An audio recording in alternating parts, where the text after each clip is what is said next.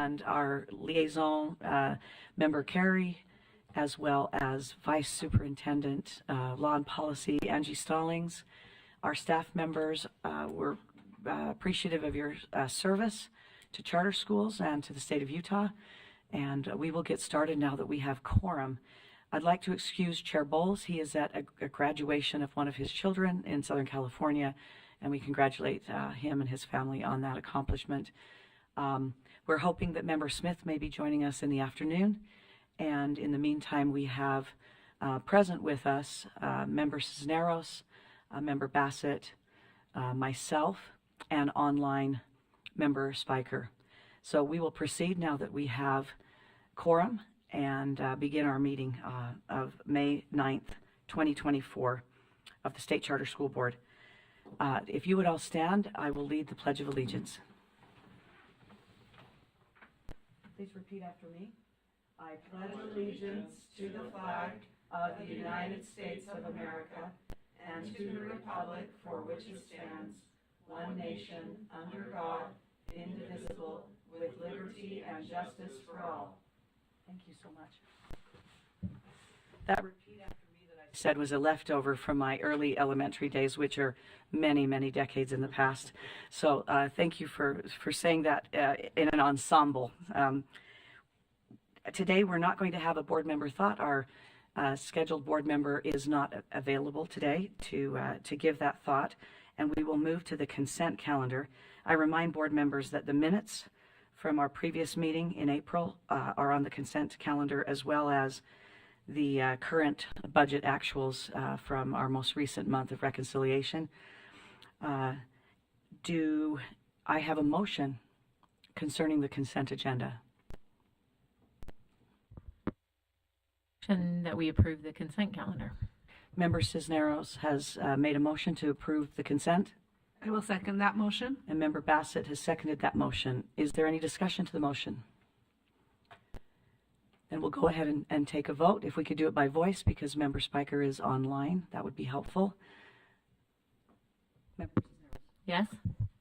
Member Bassett? Yes. Member Spiker? Yes. And I also vote yes, so we have a unanimous vote there and quorum to receive. I also want to remind board members to complete the graduation preference survey that Associate Executive Director Stephenson has sent to us. Please complete that by the end of the day. I believe it is in our schools.utah.gov emails.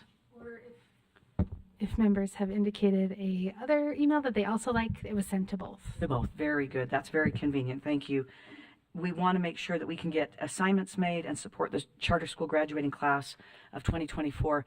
Remember that our staff often fills in the gaps that we're not able to, where we are not able to attend. And so if we don't say what we're able and not able to do, then they're not able to schedule their attendance at the sort of the other graduations that we're not able to be to. So it is time sensitive, and those are upon us even this week, I think, this coming week. Is that right? Starting on Monday. Ooh, okay. So that is very time sensitive. We will move to the Executive Director report, and we appreciate the work that staff has done. There's been a lot of work this month. I want to acknowledge that. This is a full board meeting, and we have some really important things we're considering and that we'll need to discuss and potentially take action on. And the workload has been significant, and we've also had our staff traveling to many charter schools in the state and being very hands-on, on-site, and virtually in supporting our charter schools. So we do appreciate all of that effort. Executive Director Kramer, we look forward to your report. Thank you.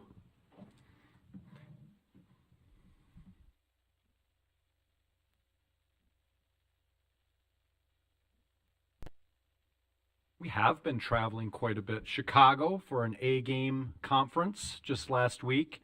You'll hear more about that today. Across the state, southern Utah, just on Monday, had the opportunity to be in southern Utah. So thanks for acknowledging that. That's miles, but it's a beautiful state to drive, especially in spring. It's been just wonderful to get into the schools. So thank you for the opportunity to provide an executive director's report. And just turn to the next slide. And we like to start with some staff updates. Our team completed what's called organizational checkup through Traction. Traction is a systematic way to run business. I've talked about Traction a few times. All team members have a copy of Traction by Gino Wickman, and we're starting to implement it. And it confirmed when we did this organizational checkup, now granted it's a small sample size, 9 of us, but either way, it's a nice way to kind of get a bead, an understanding of what you're doing well and what you want to improve. And for us, I think that it confirmed that we have great people. We really enjoy working with each other. We enjoy doing hard work together, meaningful hard work for the students in Utah. And so that was great because that was one of the things through the organizational checkup that showed was looking good.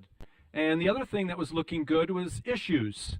And I think that's important that we as a team talk about issues, we address issues, we look for problems to issues, and that's an important part of organizations that they don't sweep an issue under the rug or not give it the attention that it deserves. So those were two of the strength areas, and you don't need to look at the data here long, but this is the organizational checkup data that reflects that people, and also in the area of it would be in issues that we're doing well. That's in the upper right quadrant right there. People was 79%, that's a healthy score, and issues was 84%. So then when you look to the other side, and that's where could we look to improve, because we're going to start in the middle of the book, it looks like, and not at the first page, because in the middle of the book, we'll learn about process. And we have some great processes here at the State Charter School Board. Some that are defined in board rules, some that we have, approved in different times. But there's, according to staff, some room for some improvement there. And so this book and what we learn from this system, this is a system, will lead us to improvement in our processes. And so I think that's important to just share, and also just to use data. And it's not just using school level data, but what type of team data can we use and can we work on to be an efficient and an effective team. So that's all I wanted to say about that staff highlight. You can see in the second bullet we learned that an area to focus and improve is in processes and to utilize data more in our work. You're going to continue to not get updates and presentations just from me, but as you now have become accustomed to, is that we'll have staff make a variety of presentations. And today you'll notice in the agenda that our new person and our new position along the lines of strategic growth will have a presentation today. That's a big relief for us as co-leaders to share in the presentation, and I think it's an awesome opportunity to see the talent and the passion and the hard work that we have on our team. And so you're going to continue to enjoy those updates. This next bullet point, we just were introduced today to an AAG that'll represent. So this bullet point is, what do you say, moot or mute? I don't know what it is. It's no longer all of those things. So for about, I guess it would be 8 days we went without, or 10 days, because AAG Olson announced his retirement. I worked with him on the last day that he had, a good couple of hours, but we met a very professional, wonderful gentleman this morning who's going to fill in for a time and then probably look to get a permanent AAG soon after. So, and then the executive director's clarifications and corrections added this to the executive director's report last month, just as an opportunity if we get feedback like, hey, we didn't quite understand, or we didn't say something correctly, it gives us that opportunity to correct. I didn't get any of that input this time. That doesn't mean that we didn't make errors or that we didn't have clarifications. So rather than doing any of that, I just want to do a shout out. Sometimes schools do shout outs. One clarifying question that was asked last time is if we moved out of the Utah State Board of Education operational space, when would that take place? And I clarified in the meeting last time that it was July 1st. And my shout out is to the Utah State Board of Education. Angie Stallings, who is here. We always appreciate you being here. Deputy Superintendent Jones. They just say, what do you need? Do you have everything that you need? Can we schedule your next meeting? And I think that they are so busy with so many different things, but recognizing that it's a priority for the state charter school board, and then making meetings happen and things like that is something that I really wanted to acknowledge with this point here. So then to the next slide, strategic initiatives. Always like to remind this board and staff of some of our initiatives. In this month, I'd like to just talk about this priority.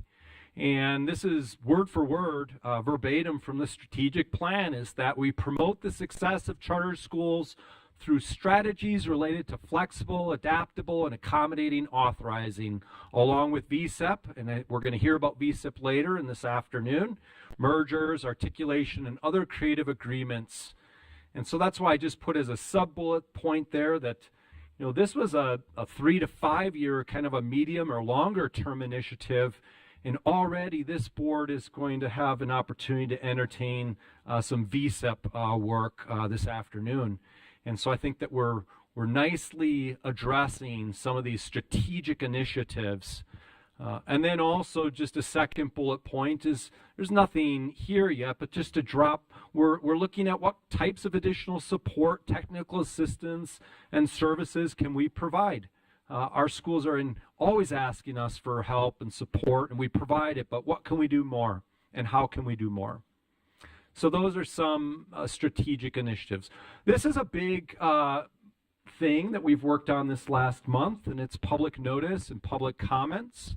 It's based on the State Charter School Board rulemaking process and also from statute. And so currently there are 3 posted public notices along with the opportunity for public comment. Marie drives these so well, she has to move over to a link. Thank you, you got it so quickly. So embedded in UCAP, we now have the State Charter School rulemaking page process, and you can see underneath it that there are 3 particular public notices and opportunities for public comment.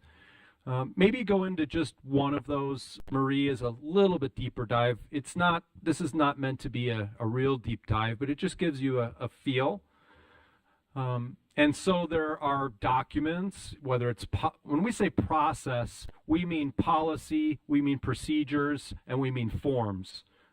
We've kind of identified that that's what we mean in our common language that we can use with it. So you'll see in this particular case, I think you have the rulemaking one pulled up, Marie, or? This is the startup grant. Perfect, startup grant. Oh yeah, startup grant, thank you. And so this one has a policy for the startup grant. It has some procedures. It has documentation related to some forms. It has what was created as kind of like a helpful guide. And then it dives into some different fields.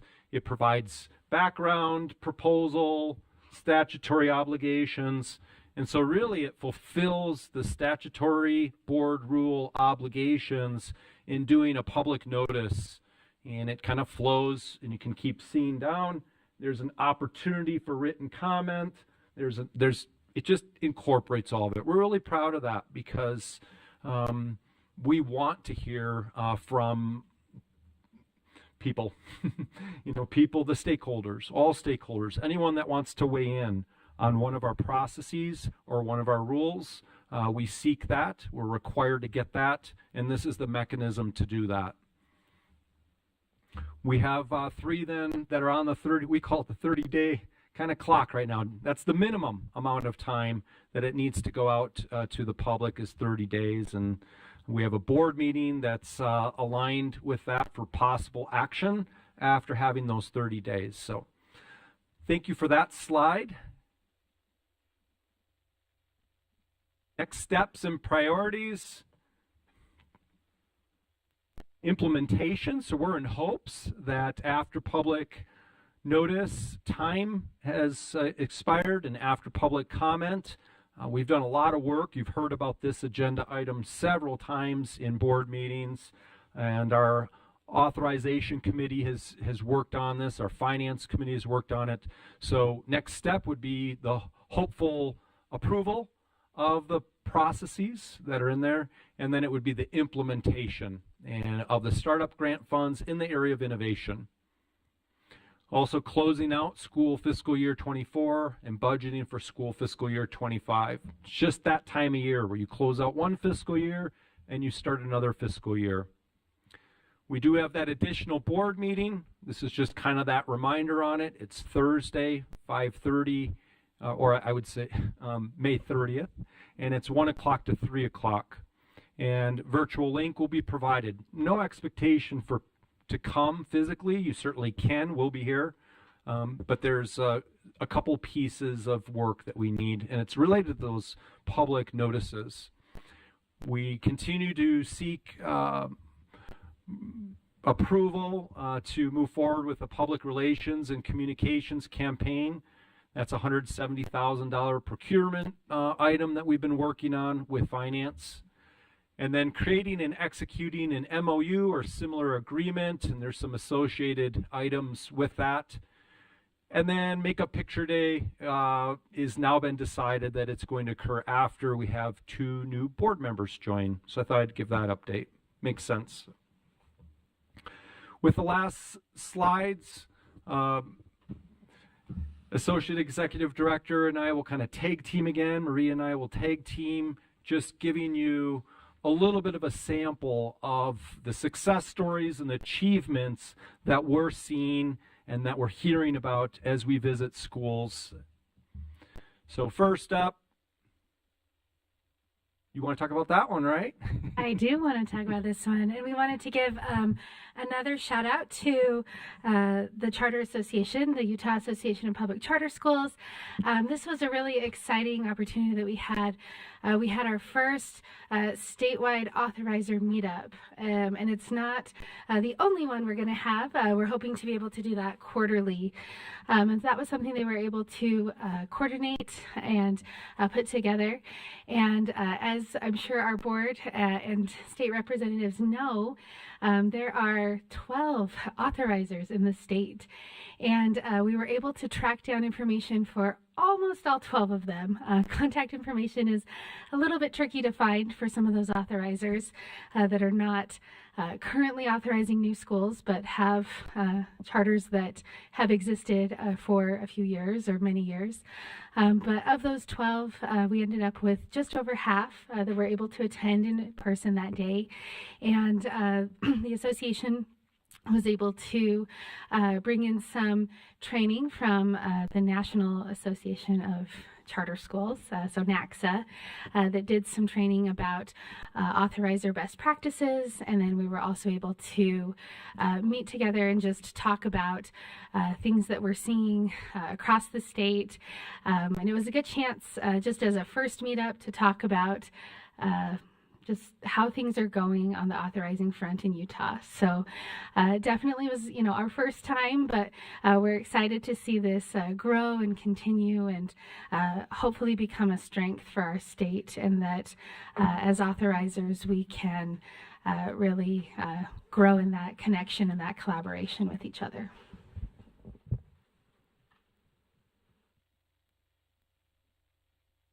Had the opportunity to go to American Principals Academy and John Hancock Charter School.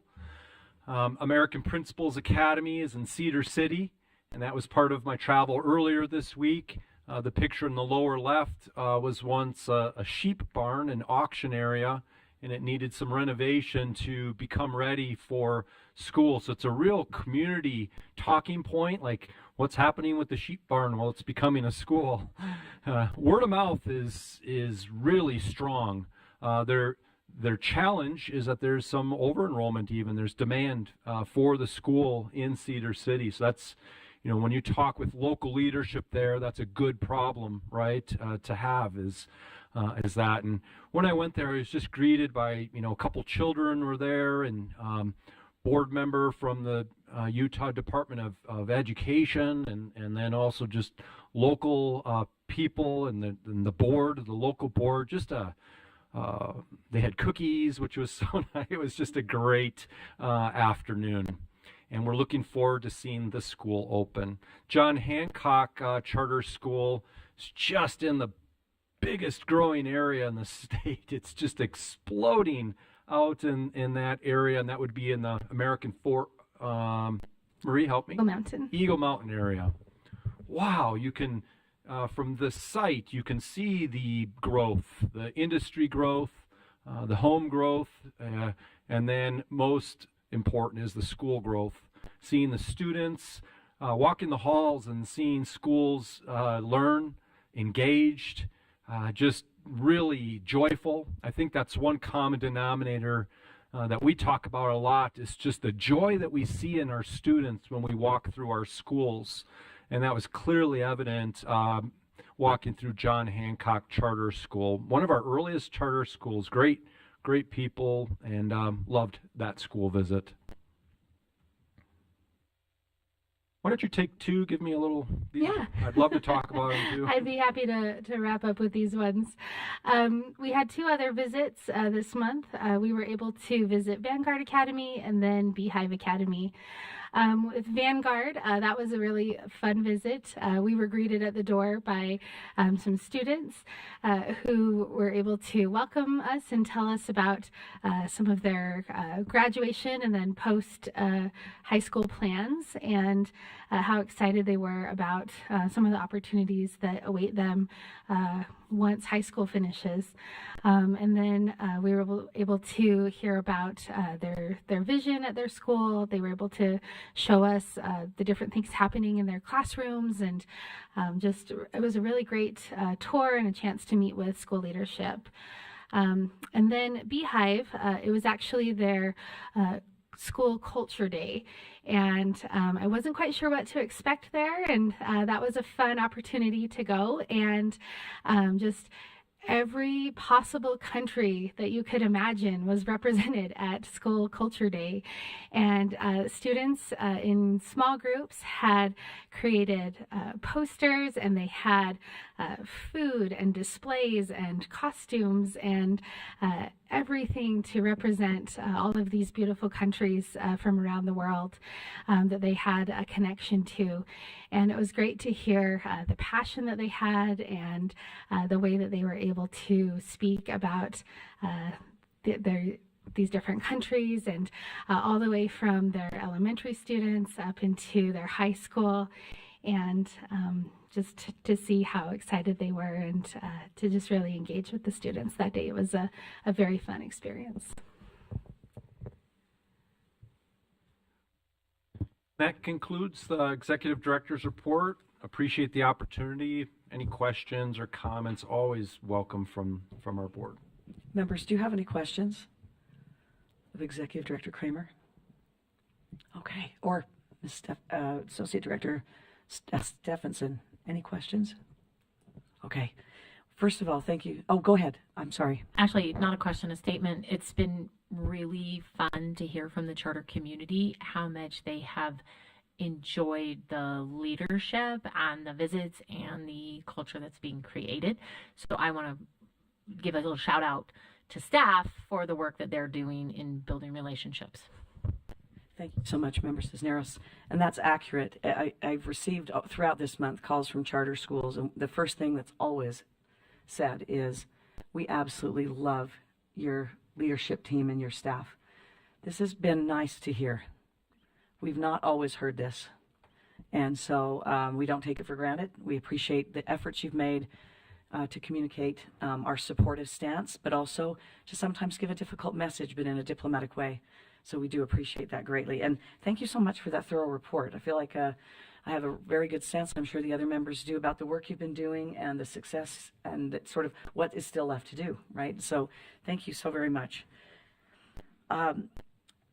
We are going to speedily go to, because we're almost on time, right? Which is 1 minute behind, to a discussion and a potential action item for the charter school revolving loan. And we will hear in combination from Executive Director Kramer, joined by Miss Laura Wilson, who is from the USBE finance team. Is that correct? And I am hopeful. Let me get these glasses on. Is she coming? Are we joining online? Okay, give us a second. And Dr. Kramer, is this something you feel like you could start on without Miss Wilson to begin? Yes. Laura Wilson is a joy to work with, a true professional, and she really helped lead some committee work, and that would be committee work related to the charter school revolving loan. And anytime that she does join, I'll just stop and then I'll pick back up. So I'll just kind of roll with it for a while until Laura is also here. So I am here. oh, good. Then I didn't have much to go yet. Laura, you've been great to Thank work you. with, and if you would just please provide a little bit of a overview, that'd be very helpful, and then I'll continue. An overview of what the charter school revolving loan is. Is that what you'd like me to speak on?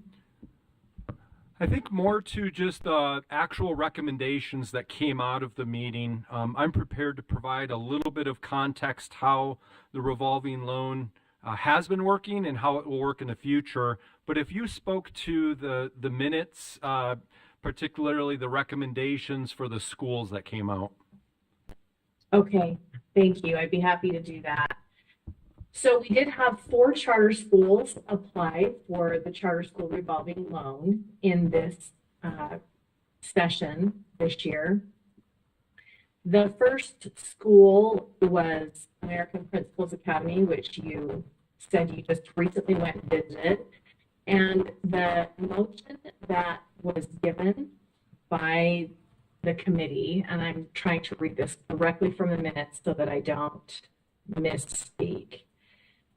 They voted to approve the loan, suggesting that the name on the application be changed to Cedar Charter Holders Doing Business as American Principals Academy, and that they submit their budget forms in the standard form that is normally received, kind of the ones that are just existing that we send out.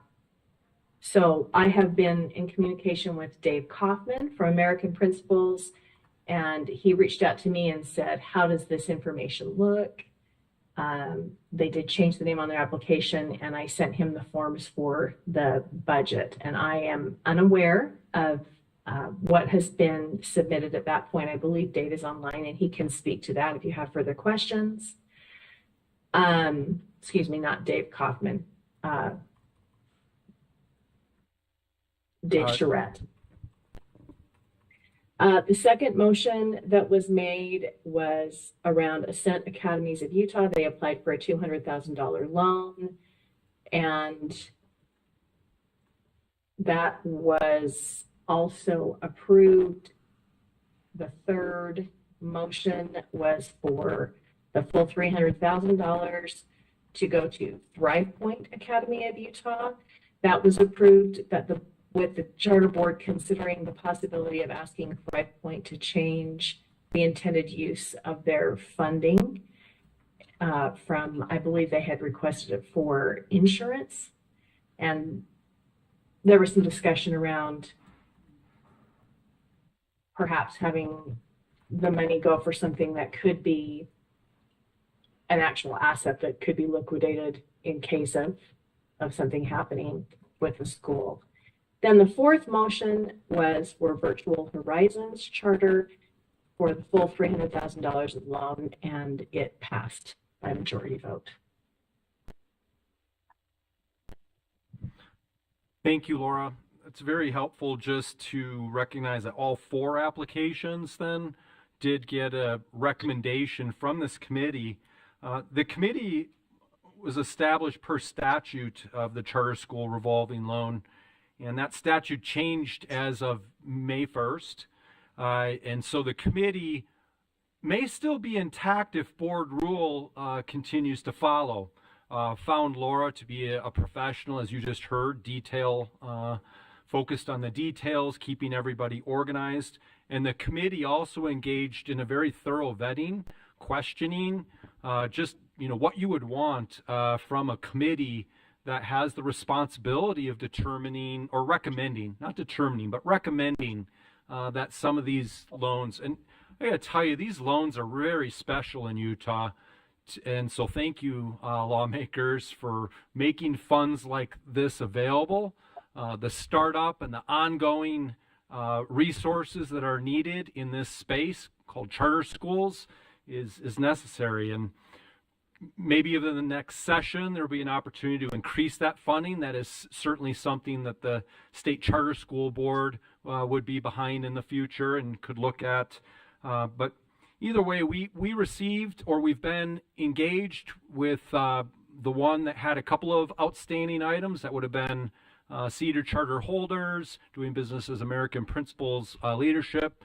And so staff's recommendation to the board would be to make a recommendation to the state board, because that's how this flows, is that we get a recommendation from the committee, the State Charter School Board make a recommendation, and then that the state board make the final determination on it.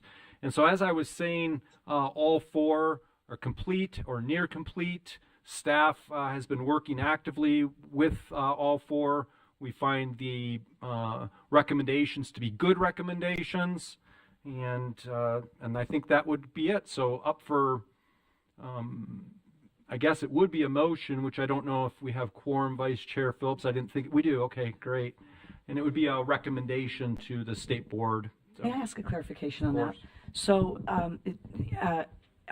interestingly, both Vice Superintendent Stallings and I were there when when the issue was up as to whether or not to dissolve this committee. The legislature heard that, and we both testified that it should be dissolved out of statute, but we liked the idea that it lived in rules so that we could adjust it as needed if more, fewer schools applied, if there was a different need from the charter authority.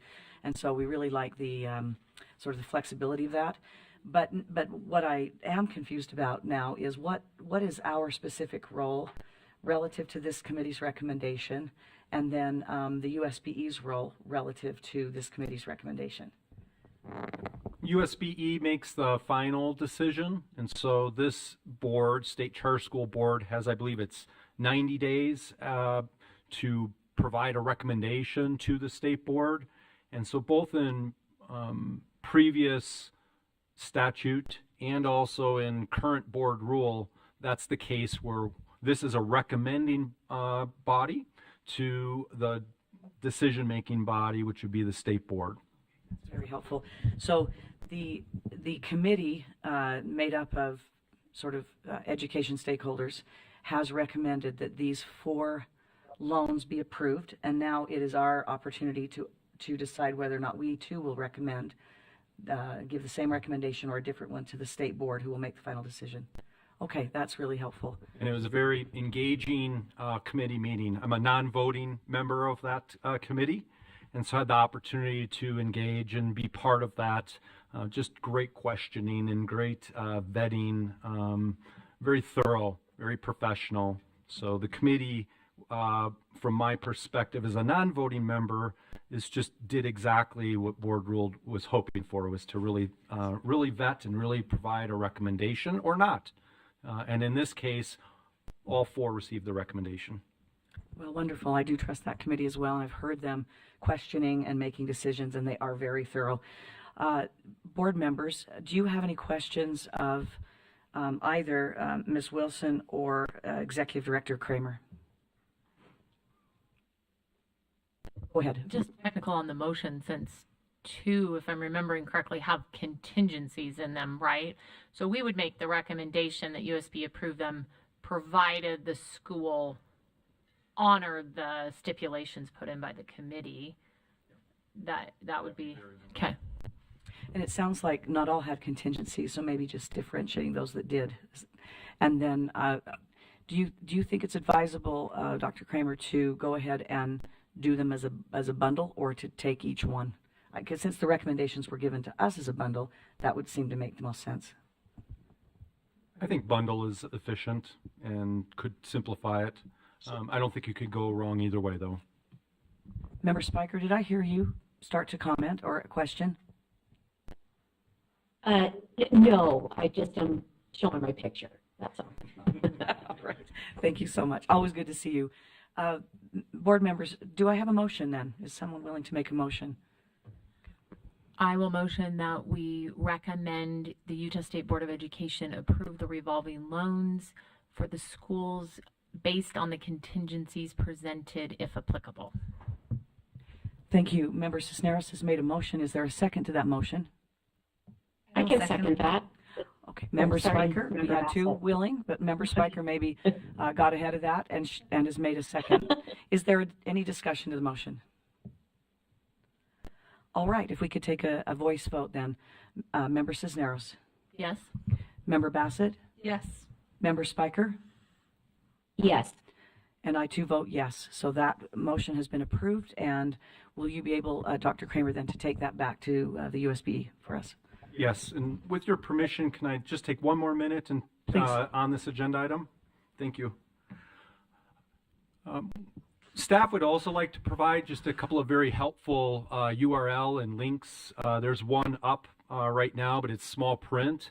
But there are a couple of great just content that's out there. And so, Marie, if you could help provide a couple links after the meeting today. They just talk about the charter school revolving account. It provides, you know, there's a lot to it. There's an application, a committee, you know, and it kind of describes what I boiled down into just a few minutes. I think it's really helpful as we look at how wonderful this resource has been in the past and present. And I think that you becoming familiar with the content in these URLs also gets us ready for the next session where there could be an ask for more money in this particular area. I think it's the right ask to make. And then also just some of the questioning was around Utah fits all in the meeting, and I just wanted to make a quick commentary to that. And it is just that we exist in what I consider, or some of us consider, a very diverse and dynamic educational marketplace. And that's going to be some terminology and way to characterize, choices in education. It's diverse and it's dynamic educational marketplace. And so we see as a charter group and state charter school board just how to work collaboratively and together and be a service provider for Utah Fits All. And just a little plug and a little commercial that we even have a professional development. It's a lunch and learn. Where we're going to have a panelist discussion about how does Utah Fits All and also our charter sector collaborate together in what is a very diverse and dynamic educational marketplace. So that's kind of a commercial for what's coming up next week, Thursday, I believe it is. So thank you for letting me have another minute or two. Yeah, that's your final comment. So interesting because we are a part of the public education system, and we're very supportive of all aspects of the public education system. We're also an innovative branch of that public education sector, and we care very much about choice. And the Utah Fits All Scholarship is about choice. And so seeing how that not only will roll out, but what place charters can play in that, and also maybe even with some of the dynamic models that we have to improve the way that ultimately is sort of present in our education system. So thank you so much. We will move on now, ahead of schedule, amazingly, to a discussion of the academic and financial frameworks and reporting. And you'll note, board members, that our staff has been assigned by its leadership to really do an enormous amount of detail work in areas that we have signaled are important to us through our strategic plan and other directives. And we're getting some of the fruit of that labor in this particular meeting to as our staff members who have been at the forefront of various initiatives are reporting back to us about the progress they've made to date. And that's been happening in the last few meetings as well. And it's been very exciting to hear from voices we don't always hear from in the work that they're doing. And for this particular discussion, We will hear from Associate Executive Director Stephenson and School Financial Specialist Lisa Cooper. And Lisa, will you pronounce the last part of your hyphenated name? Luke. Okay, I was worried that I would get it wrong, and I would have. So, School Financial Specialist Lisa Cooper Luke for this particular update. So, please take over. Thank you. And I may also be joined by Brendan McGinn from our team as well for help with the academic framework as he's helped lead out on those efforts. So we wanted to start out by talking about the reasoning for this with why we're looking at an update here. And part of that comes from some of the updated legislation that happened from HB 301 that again went into effect May 1st. And there was an update to the purposes of the state's charter schools. And so we called that out there. It lists those three purposes, and then it gets into some details. And so the three purposes that it calls out are to enhance school choice, to meet the unique needs of Utah families, and to encourage innovation within our public education system. And one of the ways that it calls out there as well is that we do that through new forms of accountability that emphasize unique performance measures and innovative measurement tools to measure education outcomes. And so this is something that we have been tasked to do from our state legislature.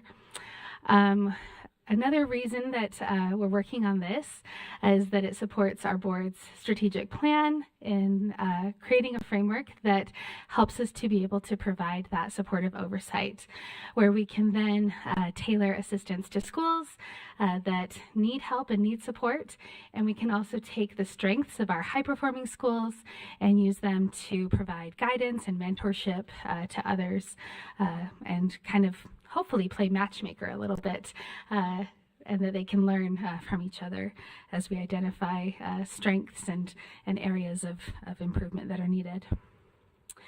And so looking at this and working under the direction of our board, last year at NACSA, there was that recommendation to look closely into A-Game and really engage deeply with them. And so A-Game's purposes align really well with the purposes from our legislature and the purposes of our strategic plan, that we are ultimately providing flexibility to schools in the ways that they can show that they're having impact and the ways that they can show that they are effective schools. Also, one of the purposes there is that we can use performance to guide discussions and to help us then make decisions related to school quality through that discussion and that support lens. Another purpose is that it helps to provide transparency that aligns with schools' mission and values. This also helps us to make data available to families and to communities so they can make informed decisions about their children's education. And as Dr. Kramer was talking about, in our dynamic environment with lots of school choice here in Utah, we want families to be able to make informed decisions about what's going to be best for their children. And so with that, we've been using our consultant. We've got lots of areas we're looking at. We're looking at other states and just really deeply engaged in work here. So we wanted to provide an update to the board on what we've done and where we are now, and then a little bit of a look ahead. So what that progress looks like. With our board, you had us engage with a consultant. That's the National Charter School Institute. So we've picked back up with them, and our academic framework team has been meeting weekly with our consultant to make progress and to work on this project. We've explored lots of different areas of A-Game and what accountability looks like, and what are ways that we can assess schools and hold schools accountable. We've also been, as a team, exploring what other states are using, what's working, what's not working. It was actually really fun at the convening. We've really enjoyed looking closely at some of the work that's happening in New Mexico, and it just so happened we sat down next to New Mexico, and so we got to have a great conversation with their authorizing body as well. And then, as I was mentioning, we've been able to participate in the A-Game convenings both virtually as well as sending some of our team to the in-person convening just last week.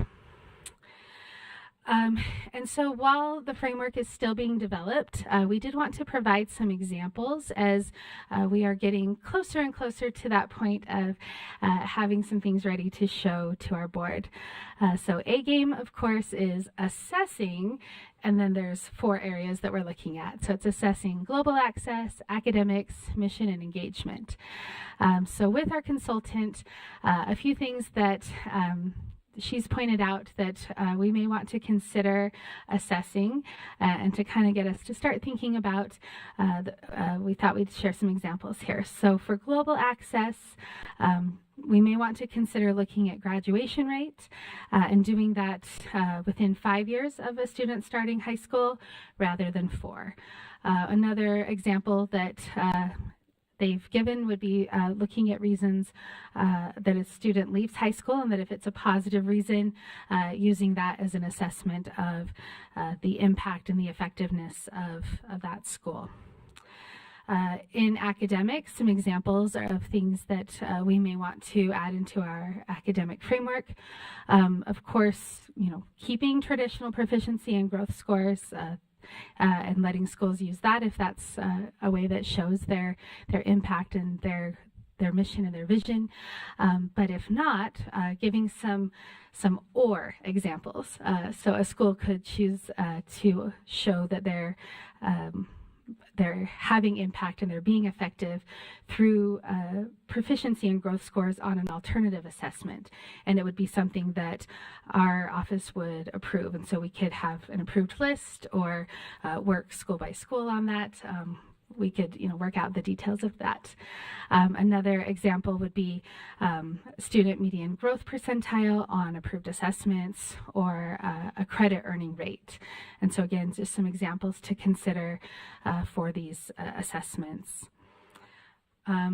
As far as mission, our consultants are recommending that we have our schools do a mission-specific demonstration of the success of their mission, but that we should really focus on student outcomes and not measure the school's inputs. An example that they shared on this would be if it was like an IB program focusing on the IB certificates that are earned rather than how many IB classes are offered or how many students participate in IB, but that it's actually focused on the outcome, so how many students earn the IB credits rather than just the inputs. And then for that engagement piece, it would be focused on attendance rate or re-enrollment rate to show that students are engaged with those programs. So that's a lot of different options, a lot of different ideas. And so while we've received all of those examples and ideas from our consultant, the next piece that our team is wanting to do is take a collection of sample data and start applying that to some draft frameworks.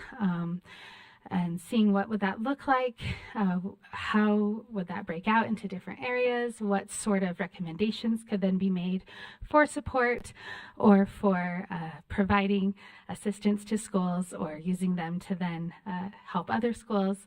And so really starting to apply sample data and see what that would look like in practice and in theory. And so we'll collect that sample data, we'll apply it to the frameworks, and then we want to provide some recommendations to the State Charter School Board. And of course, this goes through that same rulemaking process that Dr. Kramer showed in his Executive Director report this morning. And we will continue to also engage with our stakeholders, making sure that we are also hearing from the field, getting their feedback on how things are looking and what will serve the needs of our schools. Questions on the academic framework? Board members, do you have questions for Associate Executive Director Stephenson on this matter? And Member Spiker, I want to especially be sensitive to you because I know sometimes it's hard to get into the discussion when you're online. I don't have any questions at this time. Thank you.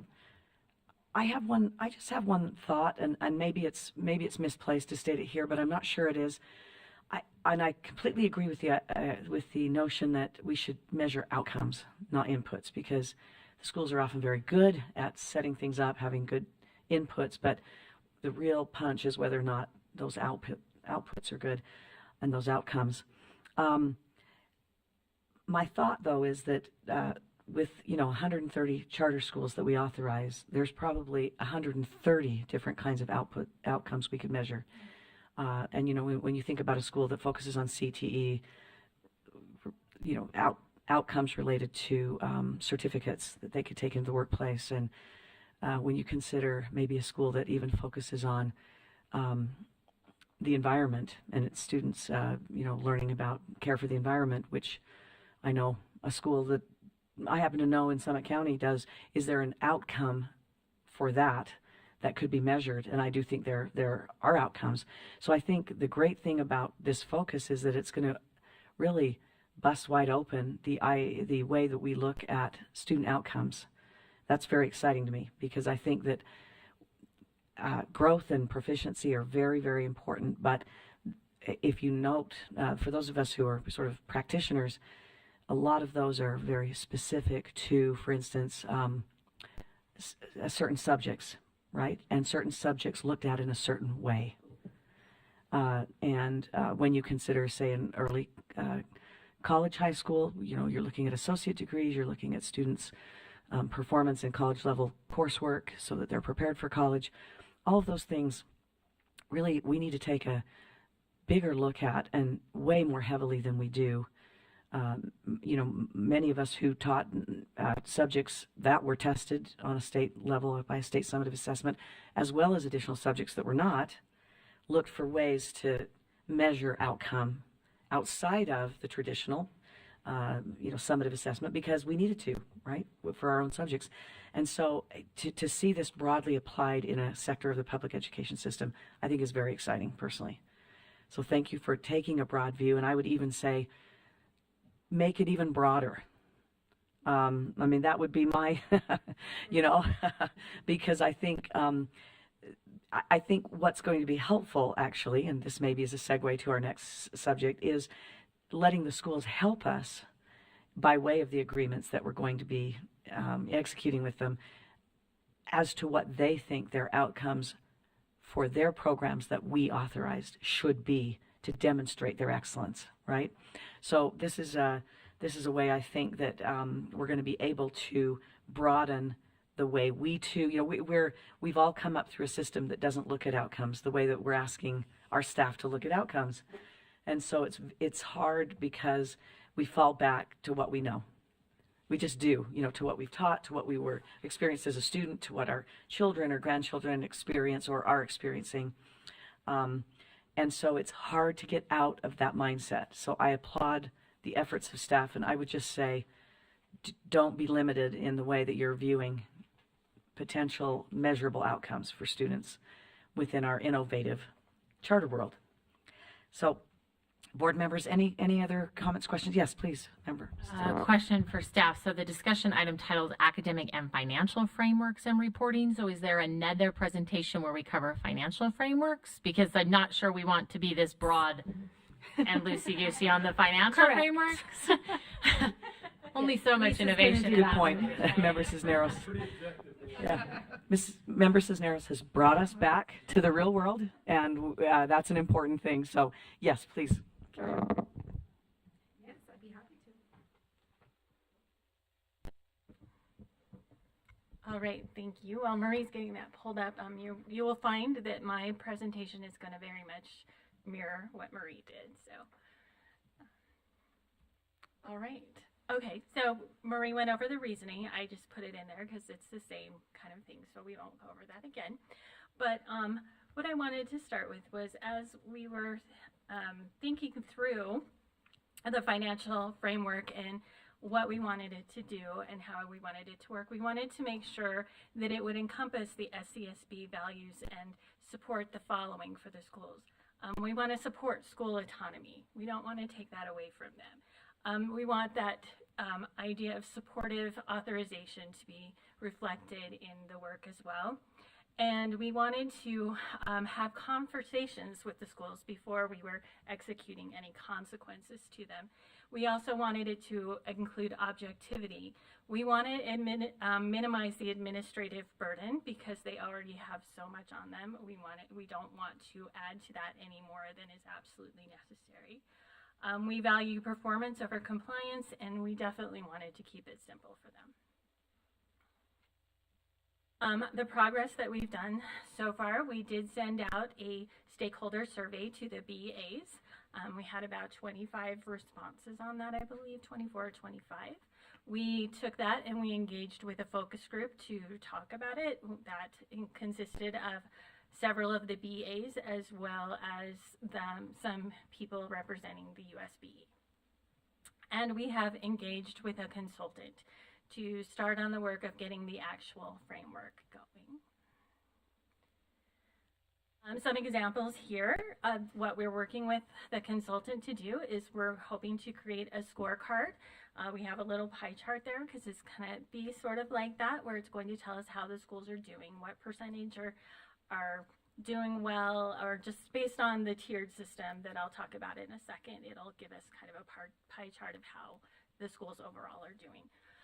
The second is we are looking to get a tiered system of evaluation. Right now, what we do is we have some metrics and we look at whether each metric was met or not, and we make kind of an evaluation on each metric. And what we want to do is have a tiered system where maybe it's not just based on one metric. It's like, okay, did you miss 2 or more or something like that, instead of looking at each metric on their own. So as you see there, I just gave an example, and this is specific to a metric, but we could like put it as if they meet the standard. Was it more than, or did they meet all the metrics?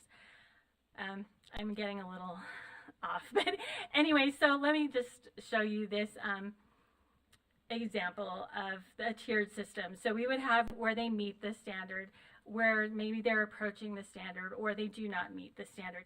Like I said, this is just an example, and in it I put the unrestricted cash on hand and how it would work with that if we were just looking at that. We don't need to use these 3 meets approaches. We can choose other ones. We can just use meets or doesn't meets. It's up to us. We will design this as we go along. Okay, and the last one is we need to choose our metrics. I gave an example there of what the metric for the unrestricted days on hand looks like again, but we can choose other ones. We have about, I think 8 or 9 we're using right now. We can decide if those are the best ones, or if maybe we need to drop some of those, if we need to add something else. So that's what we need to do as well, is choose what's going to work best for the schools for us to evaluate them. And then looking ahead, we are going to do continued engagements with the focus groups. We are, like I said, right now we've been doing the work with the BAs and USBE, and we're hoping to engage with some business leaders as well and see what their thoughts are on the work that we're doing and what input they have for us to make that better. And then from there, we're going to create the business rules for that tiering system that I talked about. And then we need to choose our metrics as well that we're going to use. And then finally, again, we will provide metrics that we will bring back to the SESB to get your recommendations on. Or yes. Thank you so much. Yes. And Ms. Cooper, Luke, do we have board members? Do we have questions of our presenters or comments? Okay. I really applaud the work that you're doing. I especially love the fact that you're engaging with stakeholders. I think sometimes, there's a temptation to be in a bubble right here, for us as a board, for you guys as staff, and to go out and get all this input from business leaders and practitioners, as well as from people who are actually doing this work in our charter schools. It keeps us real. It keeps us, in touch with what is needed. I also applaud the effort to look at the metrics broadly.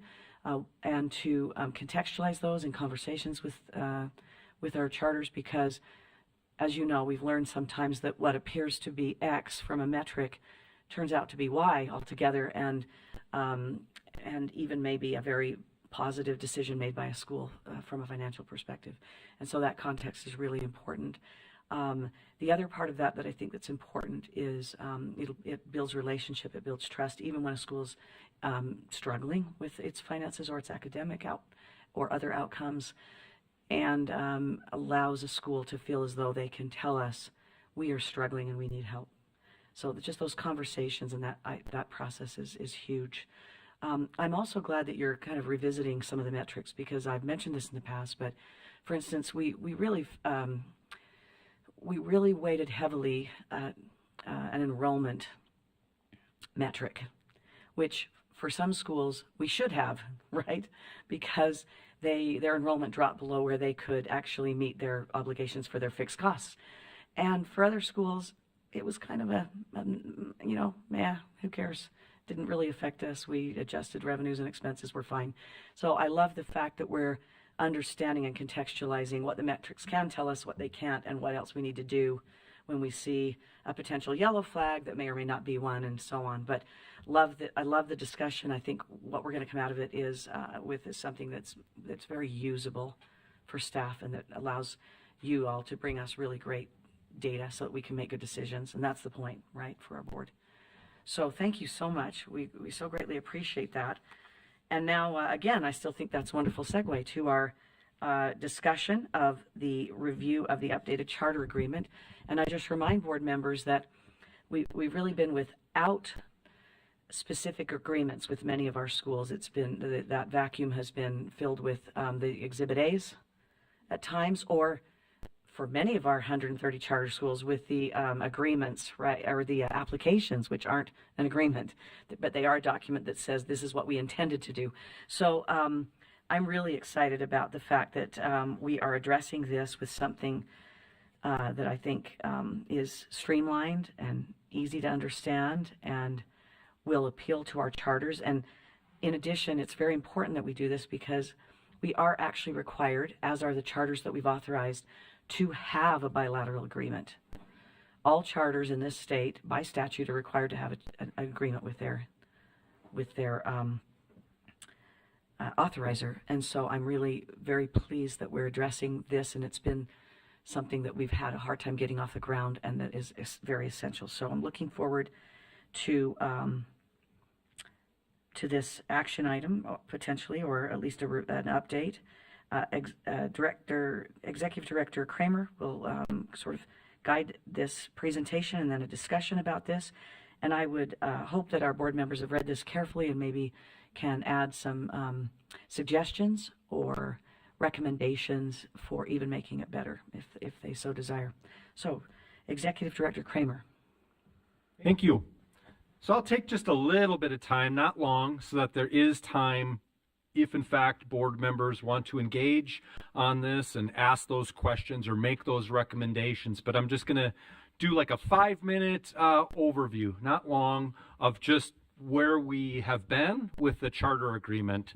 And so what we've done is AAG Kevin Olson, now retired, drafted along with Associate Executive Director myself, getting some input from some outside stakeholders, but just drafted something that we could start to review. There were several iterations of that draft, and then ultimately a draft that this board had the opportunity to look at and also get updates on. Last several board meetings, we've included some updates, high level, but just providing those updates. We're making progress. We're getting there. AAG Olson continues to work on it, right? So since then, our authorization committee has also specifically had an opportunity to engage with it. And even more specifically, member Eric Olson's, we got two Olsons that we, both attorneys, but he specifically even gave it a really good review. And in that review pointed a few things out to AAG that made its way into the newest draft. And I think that that's helpful for this board to know, is that it has gone through these different revision processes, and that, again, that authorization committee and also Eric Olson, as a member of the authorization committee, gave it a review and thought that there really were no material changes in his opinion anyway, or that committee's opinion that needed to be made. So then it went back to AAG Olson in his last day of work, or one of his last days of work. One of the last tasks that he and I worked on was just continued revisions and looking it over. And so we got his kind of last review on it. Here's some final, and he didn't have much. At this point, I think we've exhausted him of the work, and he felt really good leaving that behind as a potential legacy piece that he left behind is improving. We had some good agreements in the past, but just improving upon, refreshing, getting something that we use for the next 5 years, right? So then, since then, it's been circulated to the association, and then also to the charter network and to leadership in those two organizations, also to all board members, not just the authorization committee. And so you've had probably 2 weeks or so now to just look at it and offer up comments. In just moments, you'll be able to offer up some of those comments, and we'll take it in. And then we also started the clock for the public notice and the opportunity for public comment on it. One more thing that's just noteworthy that I missed, but I made a note, just is that AAG Olson and I discussed, is there also like a process that's needed for this? Process meaning like policy, procedures, and also forms. And it was his opinion that because the statute is so clear and definitive on this agreement, and that also board rule is just so clear and definitive, the necessary, it's just such an integral part of what we do, that it would be unnecessary and perhaps even burdensome and too much. And so that's why when you go into public notice and public comment, you just see the agreement. You don't see policy, procedures, and forms. We kind of discuss that through. The board may take a different take, but that was kind of the recommendation, one of the last recommendations when vetting it with AAG Olson. So with that overview, just kind of where we've been over the last few months with this, turn it over to you, Vice Chair Phillips, and the board for any questioning and redlining, whatever else. Thank you so much. Board members, do you have questions or comments related to this agreement? Member Spiker, I'm asking specifically to you so that you have time as well.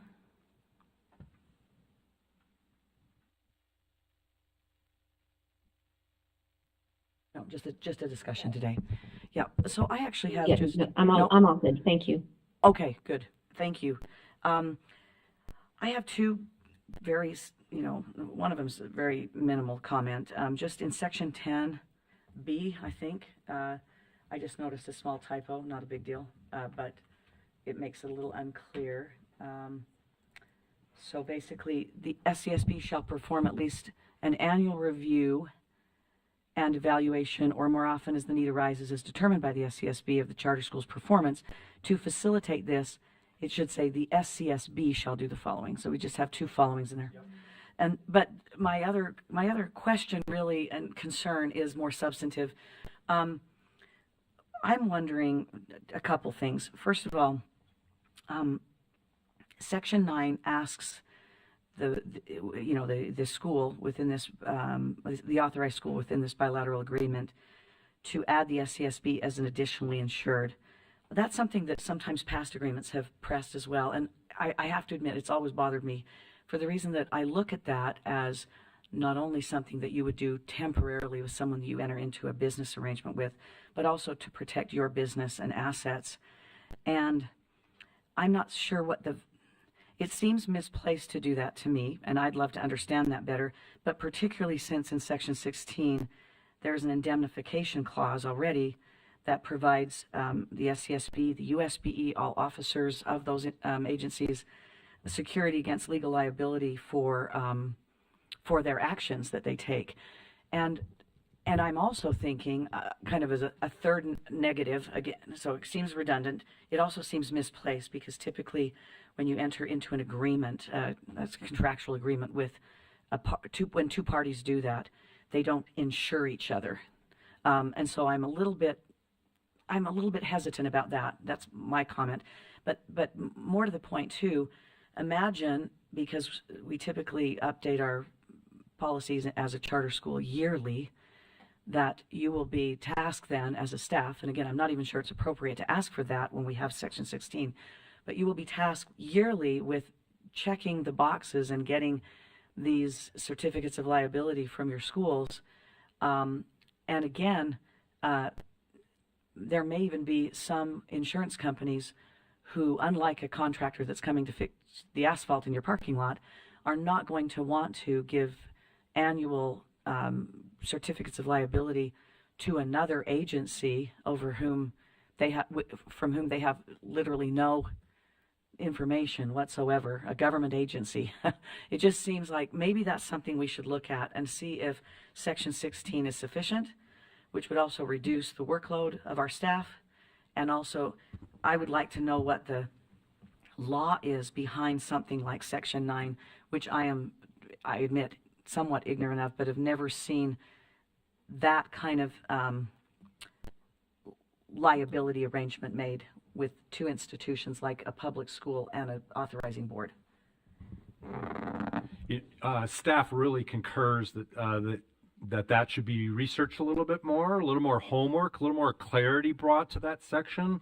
Super glad that you raised that in this meeting.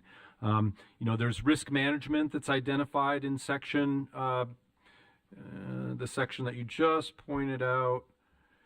There's a little bit more clarity that's probably needed around a school using insurance through Utah Division of Risk Management, for one. That's a little bit newer, a little bit more spotlight on that one. And private, because And private, right. more than half of our charter schools are on private insurance Yeah. for nonprofits. I think we would really agree that a little bit more homework, a little more clarity, a little bit more work in that area. And I know AAG Olson was also highlighting that section as well. Yep. It gives me heartburn.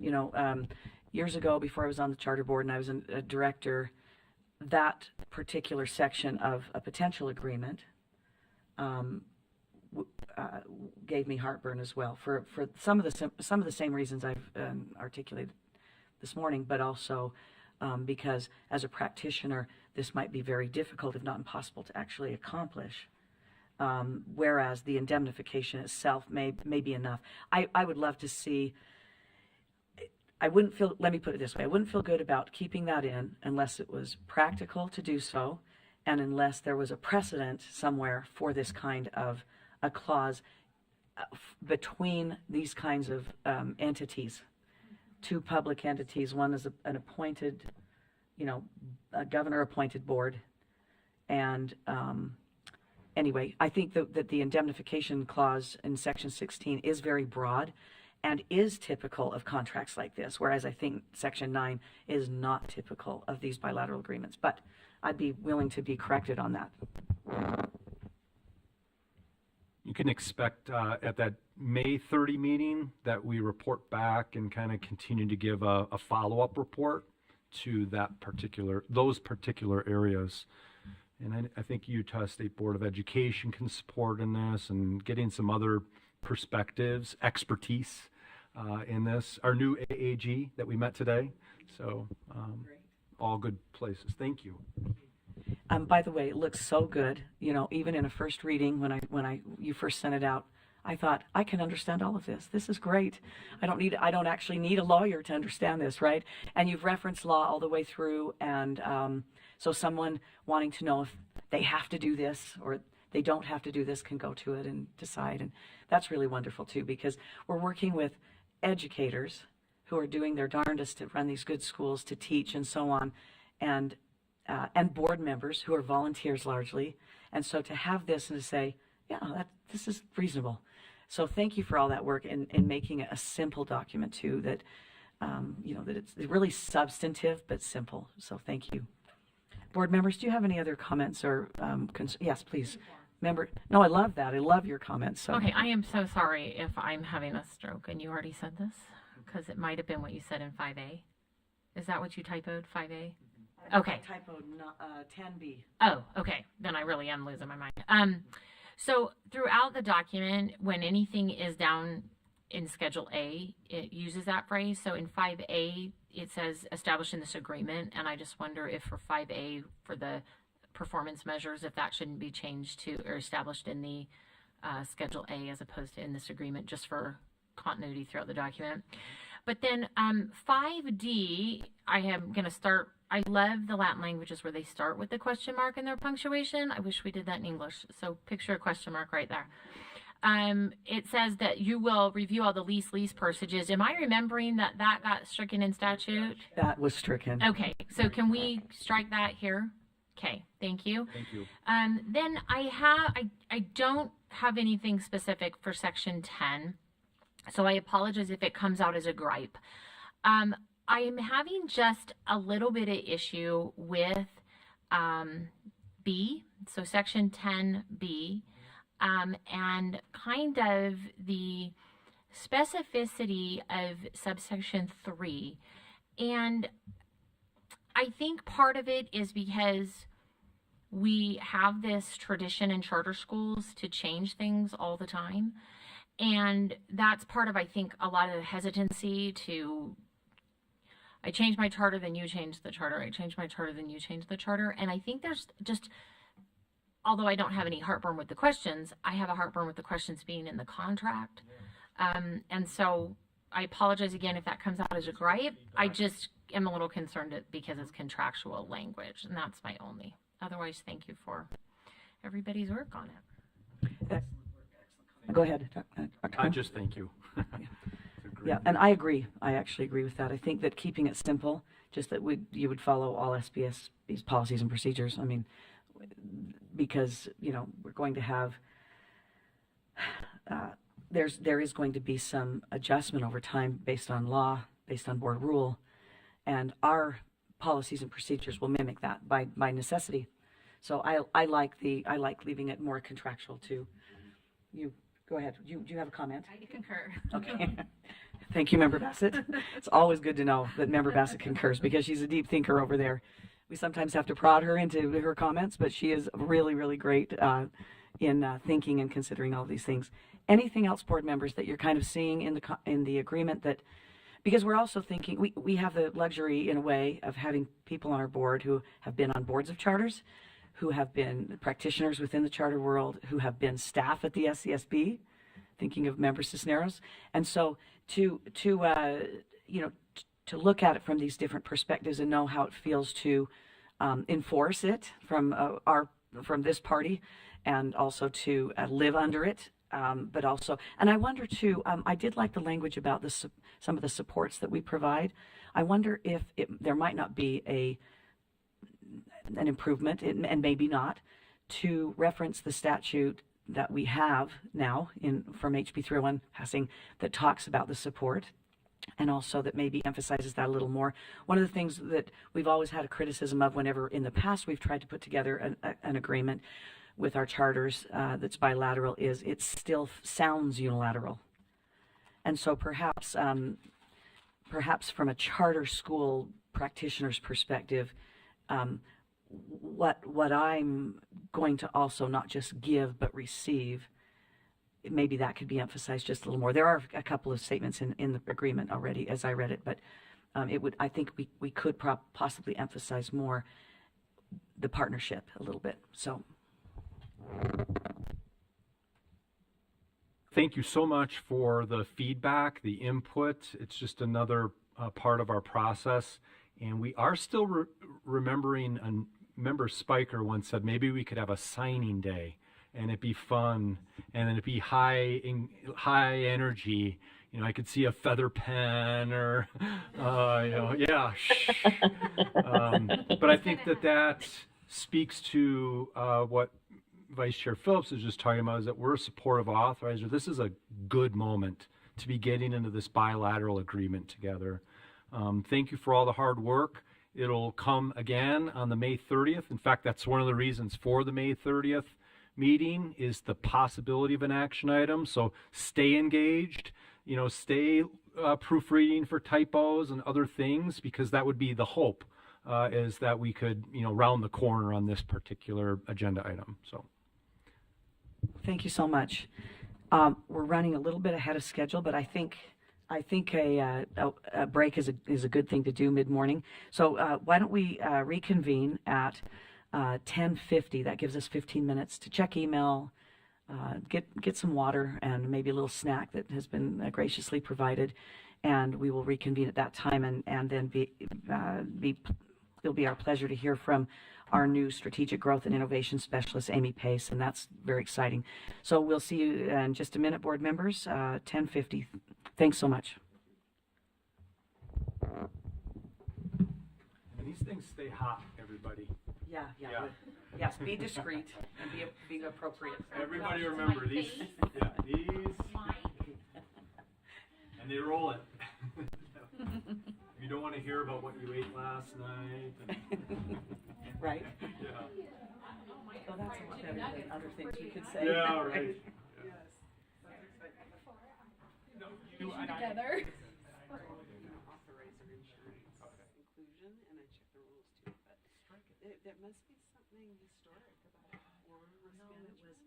There was so much. This is my take, and I don't know if you feel this way too, but yeah. Oh yeah, let's do. There was in the early days when we were trying to create stuff. There was so much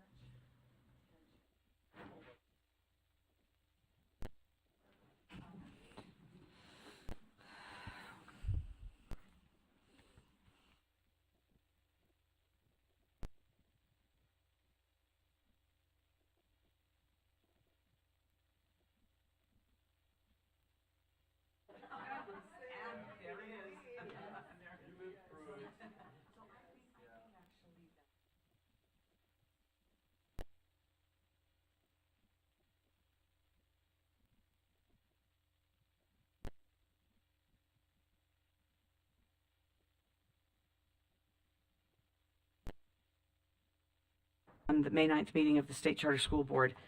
And it is our privilege at this time to discuss strategic growth and innovation initiatives. And that presentation and discussion will be led by our strategic growth and innovation specialist, Amy Pace.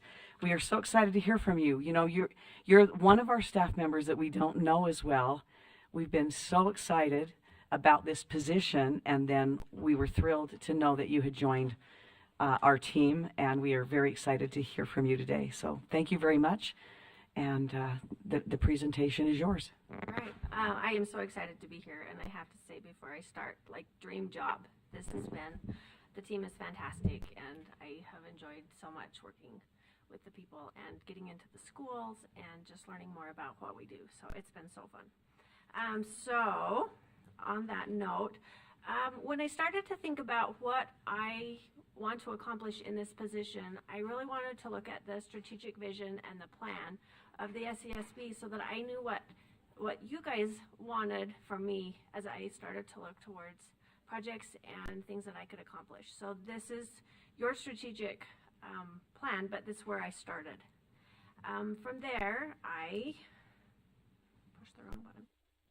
I decided I would make a priority list of the top 8 areas of things that I've been working on so that I could highlight those for you. This is an ever-changing list, but this is what I've been working on most recently, and some of these things will be ongoing projects and some will be more short-term.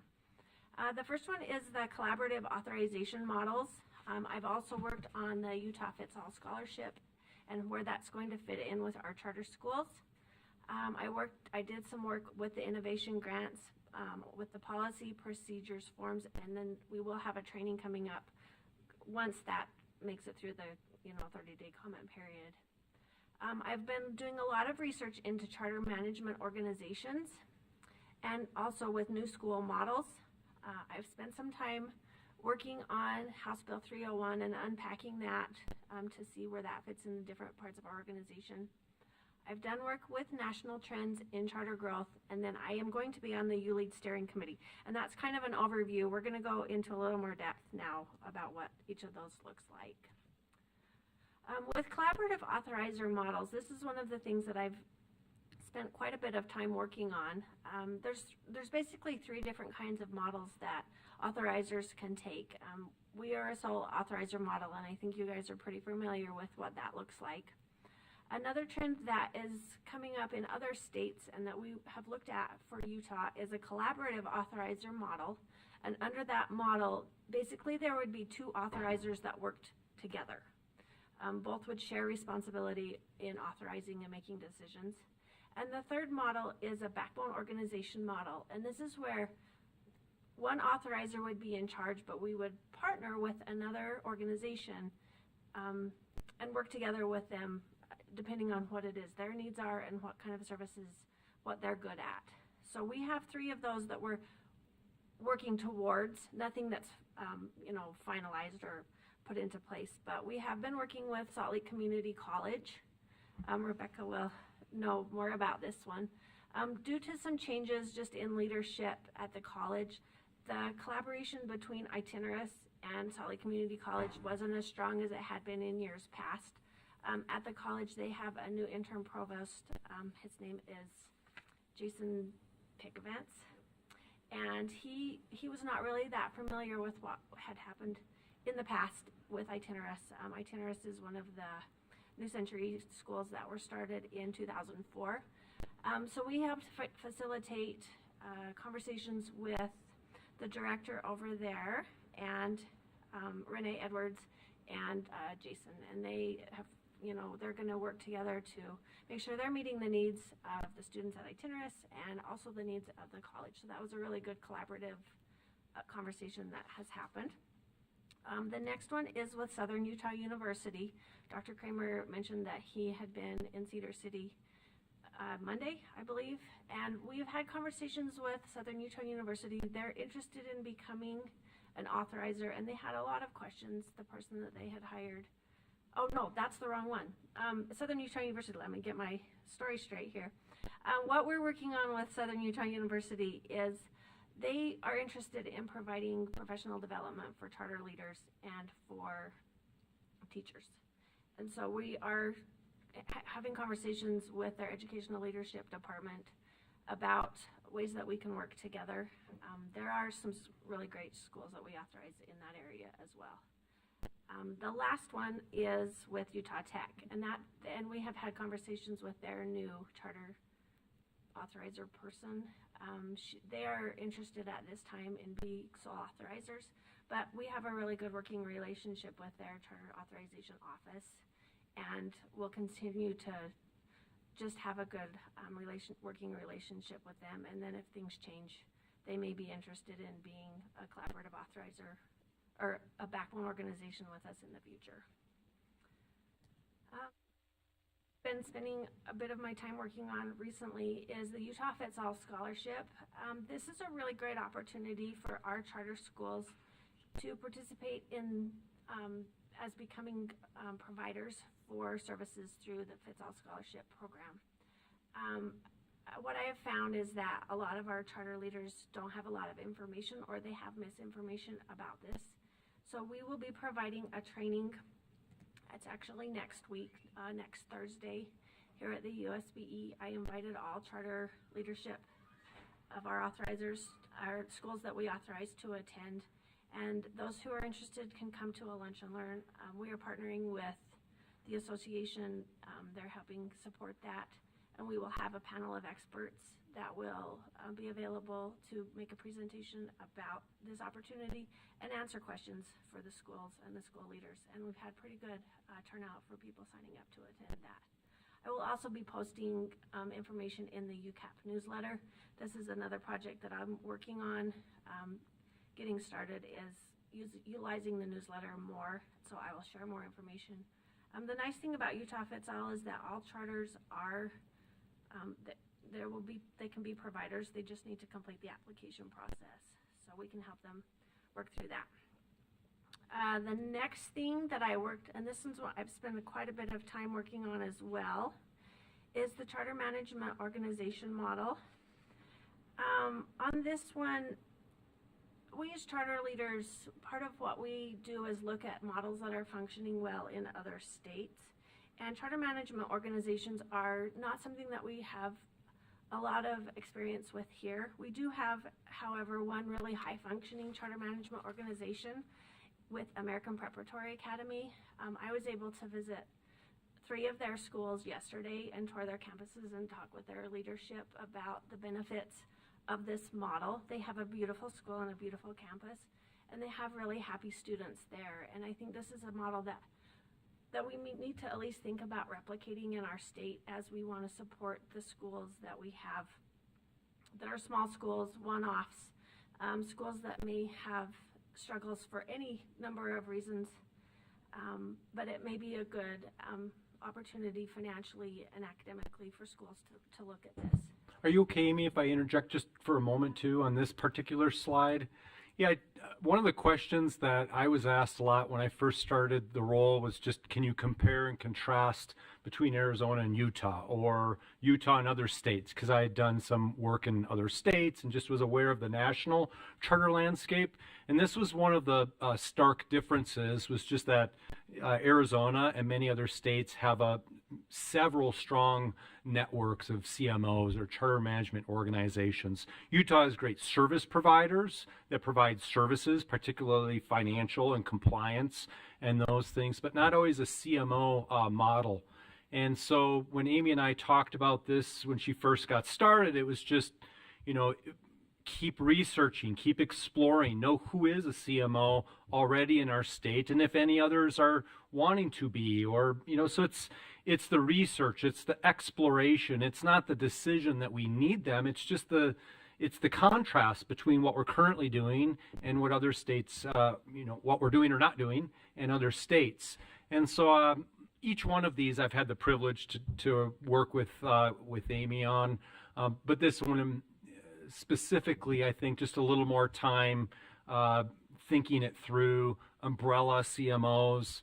We get requests for schools that are troubled, or they might, risk closure or other things. And there are other states' CMO models where there is an opportunity to kind of help those. And so that, thanks for giving me an opportunity. I think that's why the umbrella picture too, right, is just like a CMO provides in some ways an umbrella for several different models. And they don't all have to be the same either. They can be different. One look like this and one look like this. And so thanks for giving me a chance to jump into your presentation. Yeah, absolutely. Great. And that was one of my big takeaways from our A-Game time last week, was that our state is really unique in that we have lots of just one-off schools that and maybe it can be a little bit more financially supportive of schools if they join up and share some of those costs as far as overhead.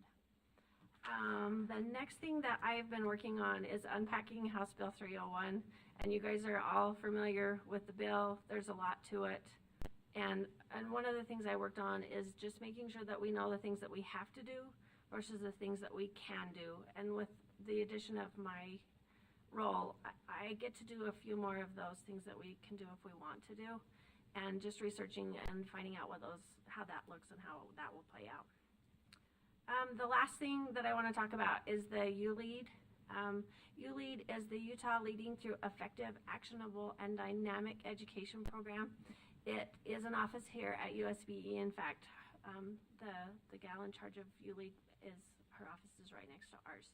And they do some really interesting things in the field of research. They have lots of contacts with universities and other organizations that are interested in doing educational research. So I'm going to be serving on the steering committee, but also we are looking at a research project through ULEAD to look at our most high performing schools and look at what do they do at those schools. So it's really good data driven research that we can identify schools that are doing really well, and then see what it is that they're doing as far as their education model goes, and see if that's something we can replicate at other schools. This really supports our supportive authorizer role in identifying things that work well and how we can share that information out with others. That's kind of the brief overview.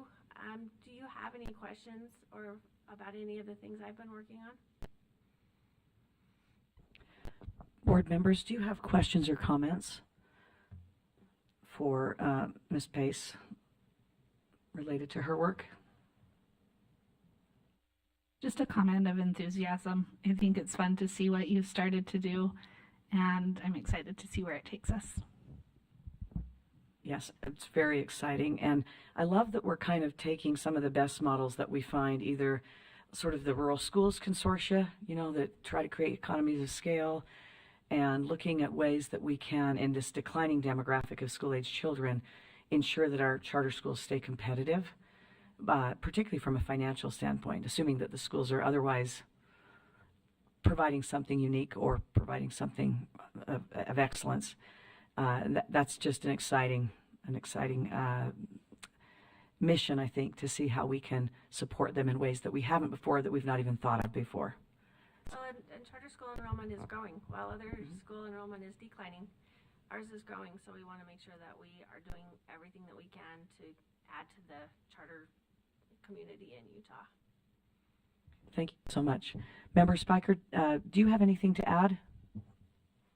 I was just going to echo what Member Bassett said. It's wonderful to see an idea that we felt that we generated, that we felt was necessary in order to push us forward, and to see it in action. And I'm just excited to see this continue to develop, and how this is going to help us meet our overall goals. So thank you. Wonderful. Thank you so much for your time and effort in coming and giving this fine presentation for us today. We have our next agenda item, which is a consideration of national projects. And we have Executive Director Kramer and Associate Executive Director Stephenson, as well as Strategic Growth and Innovation Specialist Pace, who will share with us a little more detail about the A-Game. We've heard a little bit about that today already, and it's exciting, and it's been something that we've long been attempting to engage in with more energy and intention. And so we're excited to hear your report.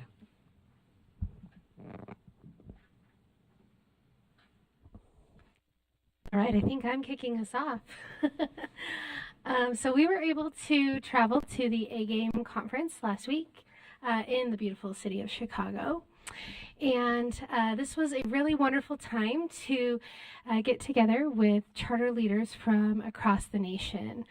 I already highlighted that we got to sit with some friends from New Mexico, but we also got to just talk to charter leaders, both from the board member perspective, but also from staff member perspective, as well as those that work with the Charter Institute and the National Association, that we're all there together to talk about best practices and how we can assess charter schools in ways that provide more equity and more access for students. We definitely established that we wanted to have some takeaways. So as a team, we said, how are we going to report out and reflect? And we decided to go with the conference takeaways, each individually trying to find some takeaways, and then collectively. So these are our conference takeaways. And so for my part to kind of highlight is just the supportive authorizer role that we have.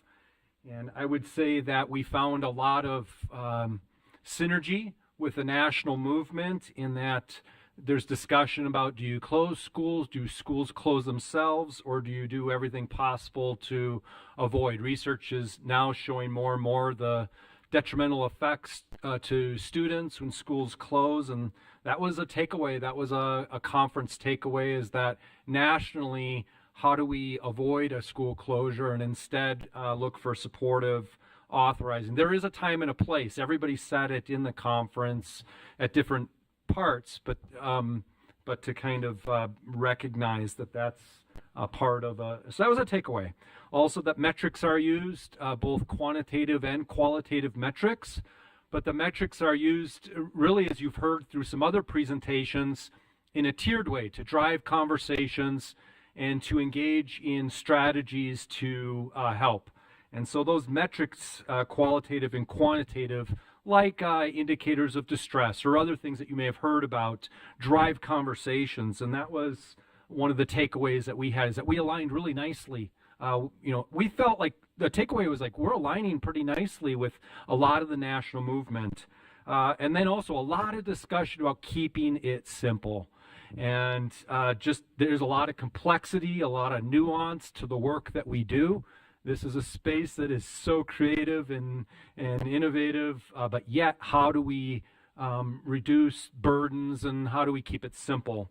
One difference, takeaway from other supportive authorizers and us, is that many, if not all, had community meetings or town hall meetings as authorizers, and they facilitated these types of meetings to get parent input and to get parent feedback.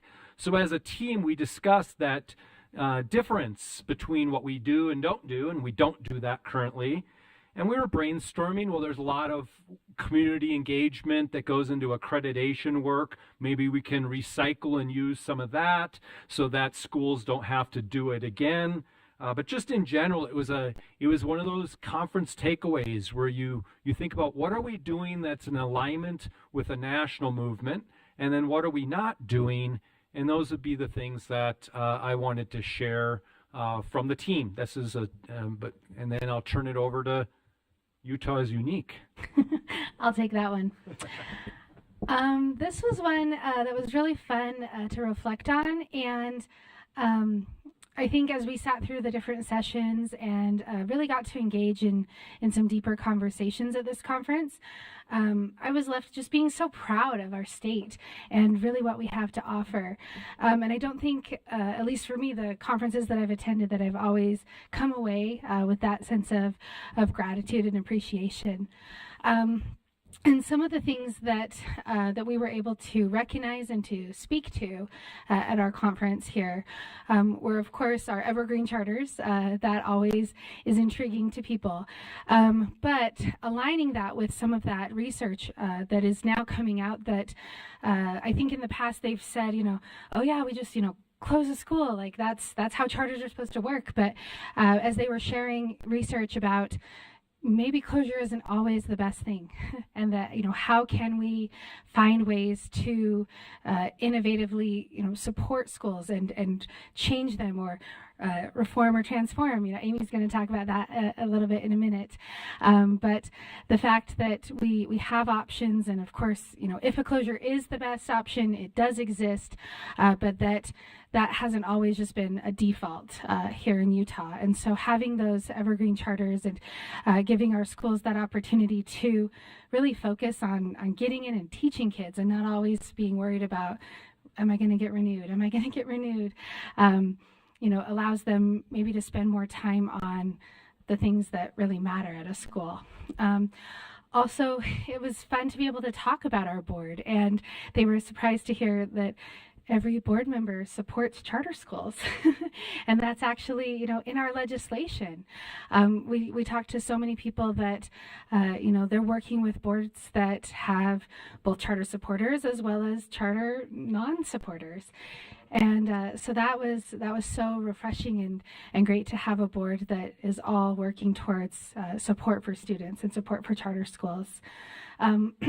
And then also just the uniqueness of really having school choice as such a focus here in Utah, and where our charters are able to respond to providing options for communities, and being able to, live in a community where there's an arts school and there's a science school and there's a sports school and there's a classic ed model, and we also have great district schools, and there's a really cool private school down the street. Like, there's so many options that exist, just even in my own neighborhood, and how again, to reference that dynamic education landscape that we have, was just a really great thing to be proud of. And I know I said one more, but I do want to actually, one additional one, was that Utah was also really unique in the way that our schools are funded. And I know that came up also earlier as we were talking about the revolving loan as well as the startup loan, and that is such an opportunity that our schools have, and that is a legislatively created option, as well as then money that we're able to help with, and then the state board of education, and just those different bodies working and recognizing what it takes to open and run a school. And so Utah is unique in a lot of ways, and that's something I think we can really be proud of. going to talk about reform or transform. This was a big theme throughout the conference. The idea that when you go in and you reform a school, it's really top down. So somebody up high makes a decision and then everybody below is forced to, do whatever it is the decision was. But here, especially in Utah, we take more of a transform approach where it's more of a stakeholder grassroots idea. And when those people, the teachers, the administrators, the students and families, when they identify needs, then we can make changes based on what they're looking for. And that's more of a transformative approach. It's statistically more effective, and there's lots of data that shows that this is a much better model. So I'm really proud of our work that we do because it meets that model.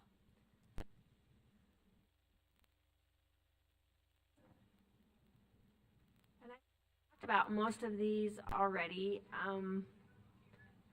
Do you have anything you want to add? I think so too. I think that we, in our first slide, cover a lot of this second slide, so we just kept rolling with it. I mean, there is just, I was thinking one more thing what we might have missed is just the gratitude that we have to have this resource, and that our board gave us the opportunity to travel together, which was so much fun. And when you do these things, it's a lot learning, but it's just the experience and the exposure and so maybe it's not on a slide, but just a big thank you for giving us the opportunity to do this together as a team. We've shared it out with our team yesterday, and then giving us the opportunity to share out just these. Did I take the thank you and it was somebody else's slide? You sure? Okay. Okay. Yes, please. I did want to touch a little bit more, just if we go back one, on that third piece, the Utah is poised to lead. This was just an exciting conversation that was a session that Amy and I got to attend about research, and where a lot of those conversations had kept coming up, and also with our work that we've been doing with some of our national consultants. There was a research group there that actually said, how much research has Utah been involved in? And we said, I don't think very much. And so, that's something that I think we're going to be able to have some ongoing conversations about. We exchanged information to, start looking at some of those practices that are so different and unique to Utah and so promising, and to really see, what impact is that having. And then I think also, during some of the ending or wrapping up sessions, to have some of the national folks say and this is happening in Utah, and just to receive, I think that recognition that Utah really is poised to lead out, and we're in a good space right now. So it was exciting. That was, and also just conversations. We're just going on because it was so much good. Just also conversations that don't happen in a session, but they happen outside of a session.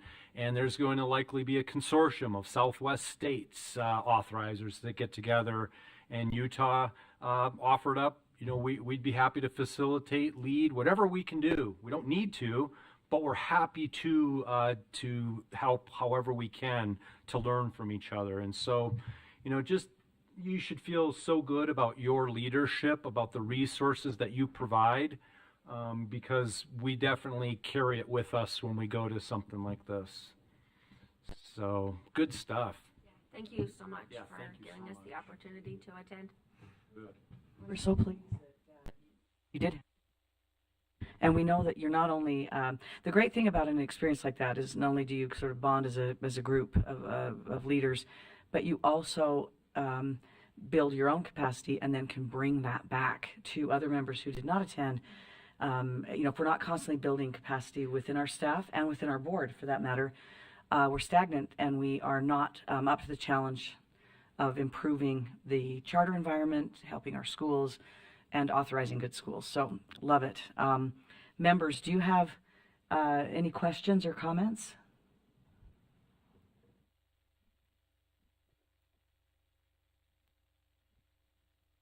Okay, just a big thanks then, and thank you for taking that time too. It's disruptive in a way, but disruption can be good. So we're excited that you had that chance to go. Now, I think it's our pleasure at this time to hear a preliminary maybe peek at the NACSA proposal that member Spiker and her group that's going to NACSA have been working on. And this will be, I think, one of the first times we've ever presented at NACSA, or we're attempting to present at NACSA. Okay, I think our proposal first has to be approved by the conference managers, but this is our hope. Sometimes it takes more than once to apply before you're actually accepted. But it's wonderful that we're stepping into that sort of new area and trying to help other authorizers with our expertise and experience. So, Member Spiker, you have the floor. Well, thank you so much, and it's great to see everyone. And thank you again for the opportunity to join in on Zoom. I had mentioned to Vice Chair Phillips that I'm about I'm 16 days post-op of my ACL reconstruction, and yeah, so it's a journey for sure. So much of our life. So with that, I'm thinking I will share my screen if I can do that via Zoom. Or I'm happy just to talk about the proposal. But I've got the document that we are drafting to just utilize to guide if that works for folks. We're nodding to definitely give it a try. Okay. Yeah. Okay, great.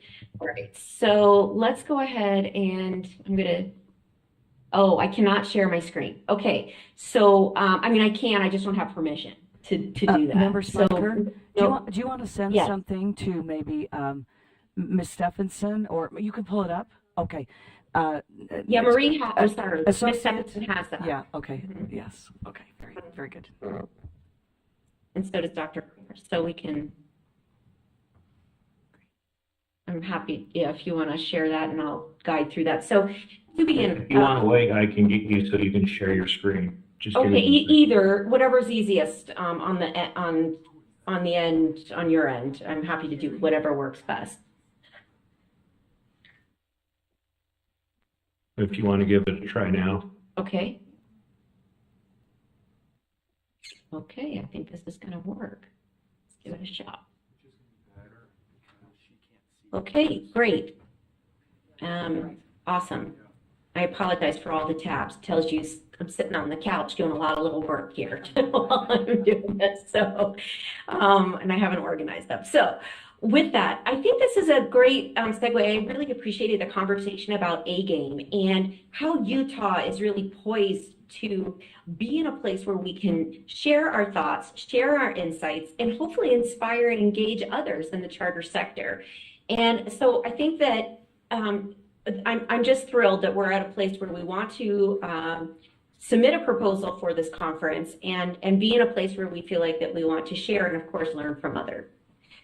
So we've decided that based on the and I think the link that's in the agenda for today takes you to the main page, and I think, is this it? Yes. So I think you can still see this here. There were three options that we could potentially submit a proposal: interactive facilitator-led learning session, a collaborative conversation or facilitated panel, a workshop, or a problem of practice. And we would like to move forward on a interactive facilitator, like a learning session that we are going to deliver content and material that will allow folks in the session to explore this with us. Instead of, we decided to move away from a panel, which I think was a good idea. So if you recall, last time that we met, we had proposed a title for our presentation, and with Junctions of Innovation, Revolutionizing Charter Education. Here, I'll blow this up just a little bit more so we can see that. And here you can get a sense of the description here. The innovation is at the heart, and I think we heard that in our, just even this morning in the presentations that we've had in Charter Ed, empowering all those involved. And so our hope is that this workshop will explore the pivotal points where innovation intersects with the charter sector, inspiring all those that attend to cultivate forward-thinking strategies and embrace future-facing initiatives. And it's through the insights and examples from various perspectives that from a board perspective, from staff perspectives, we're hopefully going to have an opportunity to engage with some of our legislators and get their perspective to be able to share. Our primary objectives here are to discover, we want to discover these tangible examples that then we can share and of innovation, and how, again, we're working, and because the title is those junctions of innovation. So thinking about how we can come together of all of us across the sector and how we're coordinating and working together. And so here you can see we want to learn how to cultivate a culture of innovation and cultivate a mindset of continuous improvement and innovation. And so our audience is that we're hoping for is open for all kinds, anybody that would like to attend across the authorizing sector, from leadership, staff, board members, and so on. The second part, and this is really structured based on what the proposal is asking us to submit.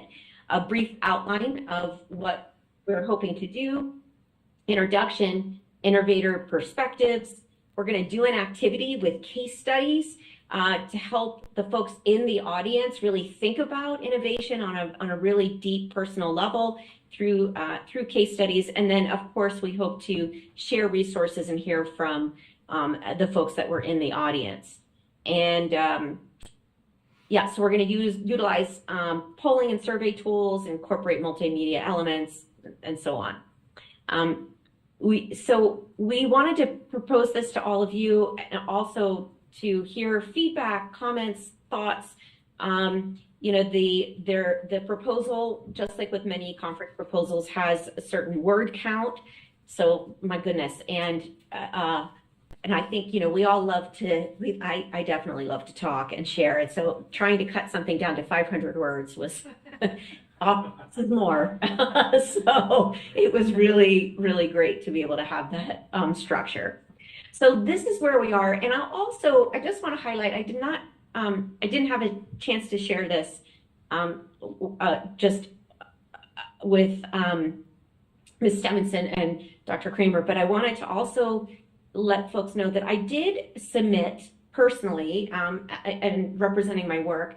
This year, they're also offering this personal narrative option, and I have submitted my own presentation for that as well, to talk about. A few years ago, I had an opportunity to speak at a TEDx style event about school safety and my work working with a family that unfortunately lost a child in Sandy Hook, and their family and their other children ended up enrolling at Maria Montessori Academy when I was the director.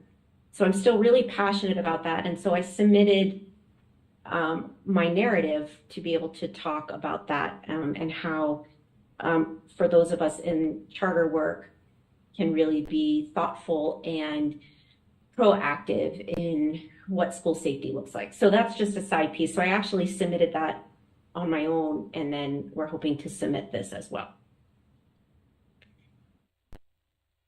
So I'm open for comments, feedback, questions, thoughts. How are you all feeling about the direction of this? We have not submitted it yet. Board members, do you have thoughts or comments that maybe could help this group that's going to NACSA to improve, or areas you think they ought to focus on as part of kind of this broad topic that's been presented today? And by the way, Member Spiker, it seems just like a wonderful strand. I would like to go to it. I often would choose strands. My nature is to go to the ones that are about impending legal problems that we're going to have in the charter school world, but this is one that would definitely spark interest. So, do you have members? Do you have thoughts that you'd like to share with Member Spiker and her team? So I would avoid the legal sessions, and this is a session that I would choose to attend. And just thank you, Member Spiker, for sharing this with us today. You're welcome. Thank you. I know you have nothing else going on, so I appreciate you taking the time to sit down and craft this. And I'm sitting a ton. I'm sitting a ton. Yeah, now you have no excuses, do you? But making kind of a dream a reality, because as we were just kind of chit-chatting about it, it was still a little pie in the sky when we left Naxonet last year. So to have something crafted and outlined beautifully. So thank you. You're welcome. Member Spiker, I echo the thanks and the appreciation for the effort, as well as to our leadership team and staff at the SCSP. I wonder, I would just say as a suggestion, because I love what you're doing, I think that we've had our hand in the last few years in so many pots of innovation, whether it's been legislature, with the USBE, individual schools, the transformation of the way we do work among our staff and our leadership structure. And I would just, and even in the finances, right? There's been a lot of, we've reached almost parity with our local replacement fund, because charters often don't get all the same funding streams as other public schools do. But in Utah, we've made great strides toward parity there. And we're working on parity in charter-based funding, which is apples to apples, basically doing the administrative work of an LEA. And when I say parity, we're working toward parity with small districts and medium-sized districts that get much, much more money than charters of the same size to do the same work exactly. And we are also, with the help of the associations, looking at other creative ways of funding, even for building. And we have a unique relationship as authorizers here in Utah with our associations. I don't think that's always the case in other states, and so I'm hoping that whatever your presentation focuses on, whatever examples or case studies that you're going to bring forward, that they're really broad, because we have looked at innovation in literally every part and every dimension of what we do to try to push that needle forward on making an environment where charters can succeed and really achieve their missions and visions. So anyway, that would be just my suggestion, that we don't just maybe choose one area or two areas, but we have been we've certainly put a lot of effort into all those different areas of innovation. I think we're going to yield. We're already seeing the fruit of that labor, but we're going to start seeing more and more as time goes on. I couldn't agree more, Vice Chair. And that's exactly the train of thought that we had as we were really thinking about innovation across all of these areas. And then we wanted to be able to share that as examples.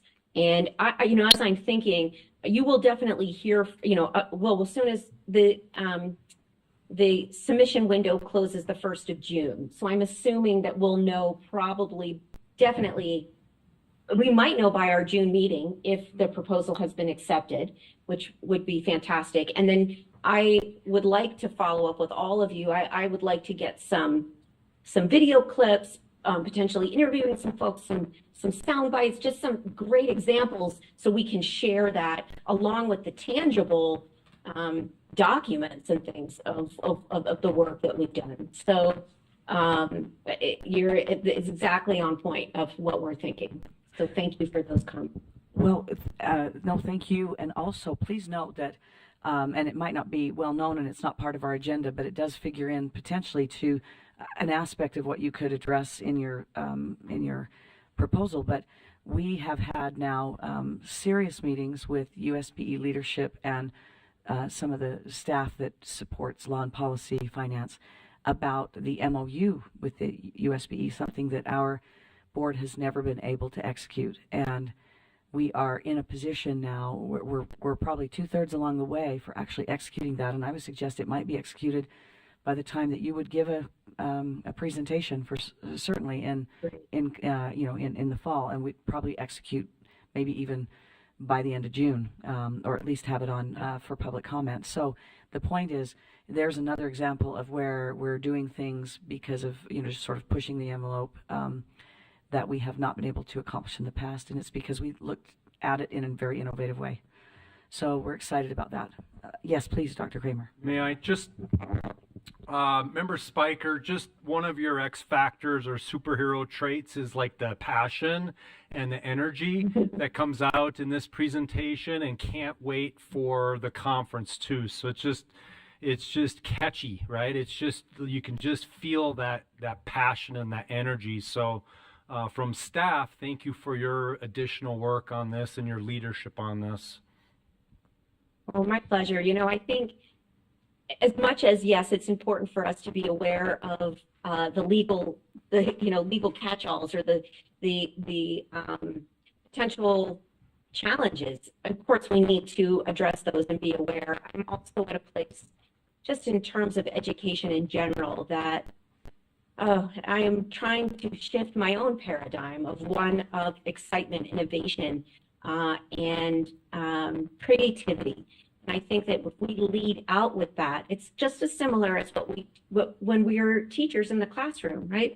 We communicate what we want to see. If we have high standards and we have high expectations, our kids come with us. And I think that's very similar in the work that we do as leadership on a state level and on a national level, that we can exude those high expectations and what we want to see. People will come with us. And I'm just, thank you. And I'm excited about that. And thank you for embracing my passion. I was told once when I was a teacher that one of my students said I frightened them with my energy. And I actually took that as a compliment. So, thanks. As well you should, Member Spiker. Never change. That's wonderful. That's one of the things we love most about you. Thanks. We're looking forward to seeing what this looks like as it takes final shape, and that might be a few months, I know, but still, this is just very exciting, and I love the fact that we are confident enough in what we're doing to bring that to a national convention where we are teaching others and helping to support others. And that's something I'm hoping that this becomes a tradition for us, right? That we decide that whether it's every year or every other year, because it's a big commitment, right? That we bring something of what we're doing that's amazing to that national convention. It's just very exciting. We have an opportunity, because we're running well ahead of schedule, to take a discussion item that we have scheduled for 2:30 currently on our agenda, and that does not involve anyone outside of our own staff, because we want to certainly be sensitive to the agenda items that involve other individuals or entities, and so we will not move those up. But we would love to move up our 2:30 discussion and potential action item, certainly an update on the operational space of the Utah State Charter School Board, and this will be led by our leadership team, Executive Director Kramer and Associate Executive Director Stephenson. So if you two are ready for that presentation and wouldn't mind pushing that up, we'd be interested in hearing that now.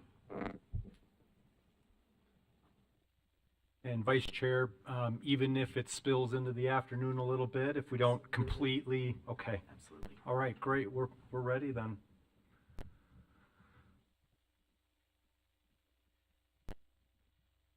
We're just going to talk for a little while. That's what we were going to do, was just before we get into the slides that show the work that we've done and the due diligence, was just to tag team, no unfiltered, like, casting vision for this idea of moving out. And so in the Executive Director's report last month, laid out the idea, the concept, spurred and encouraged by executive leadership, of the potential to move space from Utah State Board of Education place to our own place, to graduate, so to say. Laid out that analogy that to grow and to continue to develop. And so this vision, and you jump in whenever, because it's an exciting one, so it kind of gets a little bit like, oh, I forgot about this part of the vision and I forgot about that part of the vision. But it starts with our work in the schools. And you got to know that those slides, when we can present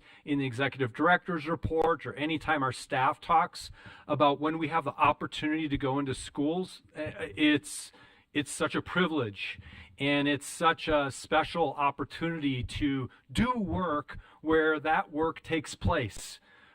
These are great digs in good place, but nowhere is it more vibrant and alive and happening than in our schools. And so our vision has to start with, we want to continue to take. We've already been taking our work into the schools, but we want to make it official. Like the vision is like our schools want us to come. That's a remarkable invitation.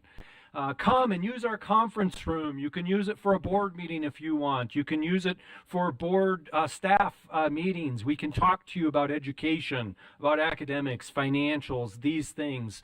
So this vision, first and foremost, gets us into the schools, doing work in the schools, and out of any cubicle or behind any desk. And it's just really the first part, I think, of the vision. And that's so exciting because that's the best part of our job is visiting schools and being in schools and getting that inspiration and those things. What did I miss with that part? I don't think you missed anything with that part. No? We love visiting the schools and getting those invitations. I think, though, we all know that there are times, though, that, you know, we are visiting the schools, it's busy, and there are times we need to shut the door and do some work. Or, you know, when we've got, you know, other things that we need to pull together for. And so as we were starting to put together the vision of what this could look like, we realized it can't just always be in a school.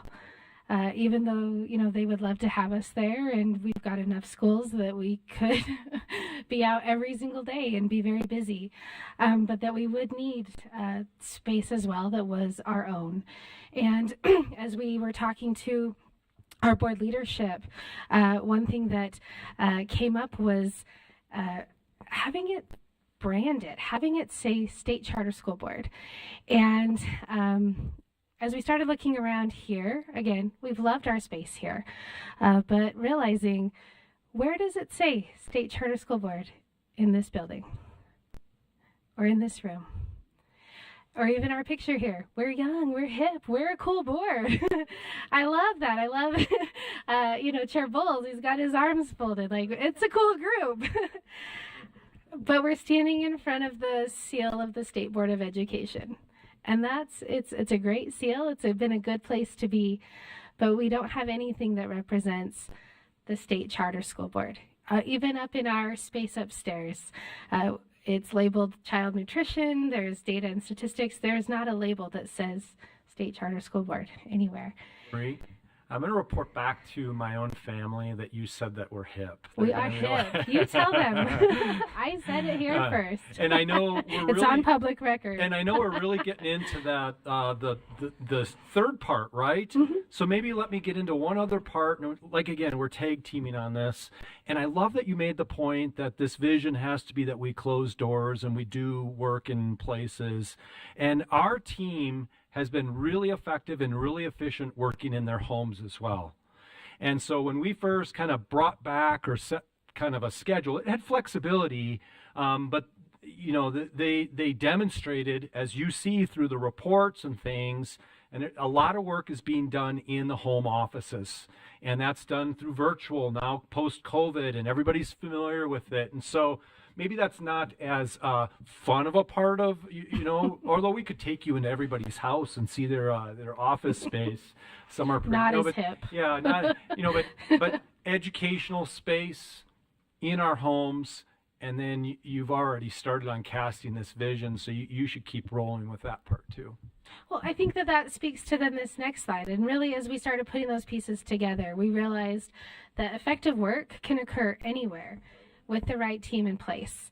And so we've got those pictures representing that as we put this together, we needed to represent, you know, letting people work from home. Like, that's something our team is good at. Getting out into our schools, that's where they want us to be. But then also having spaces that are professional and that are branded for the State Charter School Board as we graduate and move out from home, essentially, as we've hit that space in our growth as an organization. Do you want to tell them what we're thinking next? I mean, then the third part, and you're going to get the due diligence behind it and the numbers behind it, you know, the research. We just wanted to take that 10 minutes and just cast some vision on it. And so, you know, that third component is, where can we find a professional, hip identity where we can grow up and have a space of our own. And so we, through that research, starts with free parking, right? We looked at a lot of places that didn't have free parking and a lot of parking spaces, so that all visitors, schools, and board members can really quickly find a parking and find that place, and then walking into a space. And that's what we have found, and you're going to hear about just a little bit more and see that has signage, and that signage points you to a place where the State Charter School Board is. And then when you go up, a receptionist that is there, and we have good work here too, but just that professional greeting and that direction and that place. Again, signage. That I remember Chair Bowles saying we need an anchor spot too. We need a place that makes sure that we have identity, and so a place that has signage, both with all the other businesses. We don't have our own 3-story building that we're looking at. We share space, and that's a reasonable, cost-effective way that a lot of businesses are doing office work these days, is share. So you're we happen to see another educational consultant group that was in this particular space, a lot of lawyers, other places, but State Charter School Board would be on that panel, and they'd be in this room. And when you go to this room, this space also has the emblem or the logo, and you know that you've arrived at the State Charter School Board official office space. So keep going with that one, though, because there's a little bit more before we get into that. Yeah. Other research that we did as we were looking into that was we wanted to explore if there were other state-owned building options, making sure that, if there were other places throughout the state that would still allow us that experience of, leaving home, but getting to get our own place, and found that actually wasn't an option for us. We explored different locations and tried to think about, where do our board members live? Where are our schools located? Where is staff located? What would be a place that would feel reasonable to travel to? As Dr. Kramer mentioned, we explored different office types. The 3-story building just wouldn't quite work out. That's too much space for our group, but that a shared space might be just perfect for our needs. We explored a lot of different pricing structures, and he'll get into that a little bit. We also went through a lot about our needs and our wants, really making sure that needs are taken care of, and actually a lot of wants are taken care of too in the spaces that we were able to find. Also considering accessibility. I think there's nothing worse than trying to go to a meeting or go to a space and not knowing, where do I go from here? So making sure that it's clear, it's easy to find. Again, parking is easy as well. And then also the availability with the time frame that we're looking at. So we didn't just have fun looking at space, but a lot of due diligence, a lot of questioning. Marie and I did this together, and one of the visions also was that this is our space, and that might be coming up. And so, but either way, it's our space, meaning board members would have an opportunity to access and use this office space whenever you have an important meeting. You want to meet with someone, that it's available and accessible for you, certainly for all of our staff, but we want to make it a real place that has, vision, which Brendan helps on, and others. Is just, can we show our milestone timeline of events as charter schools have grown and evolved in Utah, and display that on in the office wall. We'll get to a little bit more. Glad that you shared that, yeah. And that it also overlooks the valley, and so we can look out and see. We do have a large number of schools located along the Wasatch Front, and a really beautiful space to think, and also as we do enter this national scene, to be able to host people and show them just the beauty of our state and where our schools are located. They did have a lot of opportunities here to, in fact, host staff party if needed, because those experiences matter. Fire pit can be nice once a year, twice a year, to be able to engage in that way with schools or with each other. And so it had a lot of not just office space, but also shared space where you could engage and enjoy one another in this hard work that we do together, because it is, make no bones about it, this is hard work that we do. And so we really liked that. And we did want to mention on that, with the beautiful space, we also found that it would be large enough and accessible to us that we've had a good time celebrating schools at the baseball games, but have found that sometimes they aren't quite sure why they're there or why they're coming to a baseball event, but that we could actually host an awards dinner or a mix and mingle or something like that at our own space, and that it's beautiful. It's got a nice outdoor space, a beautiful indoor space, and have room to have our charter boards, their families, whoever they'd like to invite to celebrate with them in that space. You can tell you're going to miss lunch if you let us keep casting vision. We'll keep going. But that's an important thing that we thought to share, just kind of so that you get an idea. You couldn't go like we could to some of these spaces. But I just think another thing, as you were talking, Marie, I thought of is, where do you hold board meetings? Well, certainly 3, 4, 5 board meetings could be held in a school. But this particular space also has a very nice conference room that would accommodate board meetings the other 4, 5, 6 times a year. And so we really think that there's opportunity to not just use shared office space and do these things, but also continue to hold, because we already hold very professional and well-controlled meetings here. And I think that the same opportunity presents in some schools on occasion, but then also the vision would be to hold them right in the place where our identity is known and people are traveling to come to. And they know, hey, if you have a meeting with Paul or Marie or with a board member, this might be the best place to go, centrally located and things. So due diligence conversations, we have had very great support from the State Board of Education. Turnaround time has been quick. That's why I gave the shout out in the executive director's report.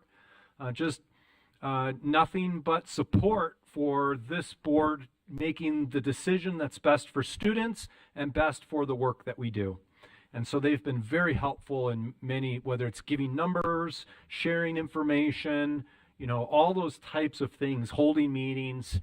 Also with the State Charter School Board leadership, especially our executive leadership, it's been a great leader and also a great sounding board for some of the different ideas that we've brought back.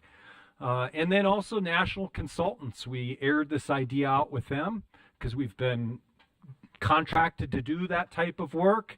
And they think that there's tremendous opportunity to create just our own identity and our own space in our own graduated moment to do something like this. So overwhelmingly, there's been support from several national consultants for making a move such as this, a physical move such as this. Did I miss anything on that slide? Nope. This slide we'll let sit just a little bit before lunch, and you should look at it. Some slides are really pretty, and this one's really pretty, but it also has numbers that are there.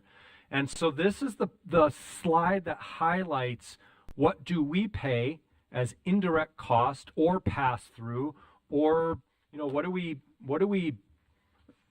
pay to the State Board of Education, both for building space and also that kind of morphed into not just building space, but it also just gave us all the information for services as well, which was very good information for this board to have. And staff sat and had a lot of conversations, and we were having these types of conversations with the Utah State Board of Education. Just, is it even possible to not have mailroom services or not to have, other types of services? It definitely revealed the type of money that we have available for building, making sure that it would fit, right? That it's not an extraordinary cost that we can't afford or something to that nature.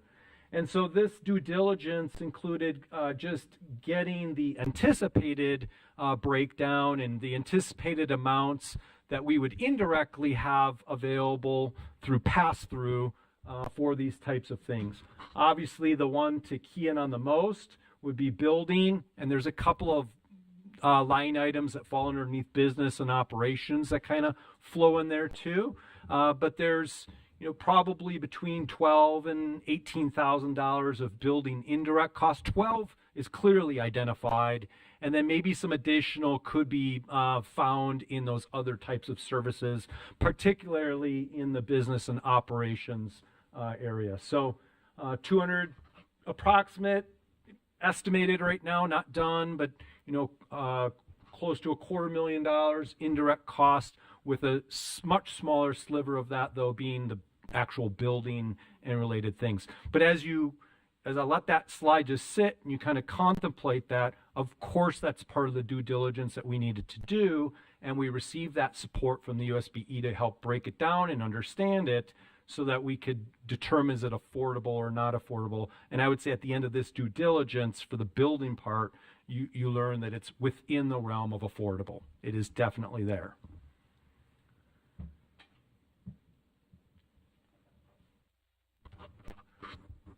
So we did receive a quote for the one that cost. Homes don't cost home offices. They cost the homeowners, but not so much the organization. Schools, they're by invitation. So those aren't costs, but that third piece, that shared office piece that we cast in the vision, did have it's not negotiated because you're ultimately the decision maker on this type of thing, but it was discussion, and we're a nonprofit, or, we're a government, quasi-government, and talking to them and getting the best numbers that we could.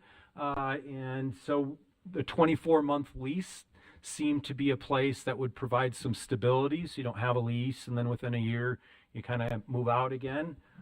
That's the cost that you see there per month. There's a little bit for the signage that we described, but it's not a material amount, a couple $100 to kind of get that set up. And so the annual anticipated for building, $20,319 for building, and then for other services, That's a little what over remains 200,000 from that anticipated amount on the from the slide previous before. slide. Mm-hmm. And so we do have our holding, I guess it would be just kind of like an estimate, a quote from what we believe to be the best suited based on all of that due diligence. And those are some costs for the board to consider. We're working on just researching, not to decide, because this is the decision-making group, of course, but certainly what's the next step with USBE? Is there any procurement? Is there any other things that we're not thinking through to get to a July 1st date? But we don't have a slide that says recommendation here, but you probably can tell just by our casting of the vision and by the work that we've put into it that we were pleased that it is an option for our board to consider, and that we were very pleased and energetic to share this information because it's a real possibility. It is a real possibility. Is that our last slide? Just the question slide. So we can go back to that one though. Board members, do you have questions about? Yes, please. Member Cisneros. I'm still typing them if there's, Okay. so if there's somebody else. I have one that I could start with. So it sounds to me like were we to move to a space that has been, at least tentatively proposed, we would spend about $20,000 and change for the building itself, and then with the remaining funds that are budgeted for building in our budget, we may even be able to reduce those costs depending on what services we then determine to either contract with the USBE or other providers for other kinds of services, or perhaps even for purchases related to technology that we might need in another location. Okay, so those things are up in the air, but the building costs themselves are, the building cost itself, along with signage and some receptionist, is well within the amount that we would be spending. Okay, that's helpful. Yes, please. I have a question. Member Bassett. So as we talk about employees working from home, I'm curious, and I probably have just missed this. How many days a month? How often are we using this space? And how often do you anticipate using this potential space? Really within a month? How many hours or days? However you want to break that down. Yeah. So when we first started our leadership together in late October, we did provide a parameters for coming to the office. And those parameters included physical presence on board days, staff days. The biggest staff day for us is the day before the board meeting. And so yesterday, it was all day for all of us. So that's a once a month that we are physically here. In addition to that, staff, depending on what team you're on, and we have pretty dynamic teams that move in and out of different, everyone reports to work once a week currently. We don't know that that's necessary going forward because we also hold a whole host of virtual meetings and things of that nature. But currently we do, as leadership, we come in once, twice, sometimes 3 times a week. That's a weekly. And then staff, depending on the nature of their tasks and projects and things like that, at a minimum once and sometimes 2 times. Does that help? Yes, and then just that second, do you anticipate that being the same given a new space? Close to the same, probably reduced, reducing the amount of hours that are needed in office. Thank you. Yep. But we might add that this space we would have the 24/7 access to, and that way, I think as Director Kramer was talking about, that it could also be available for evenings or for if a board member also wanted to have, entertain a legislator or talk to a school or something that space would also be available.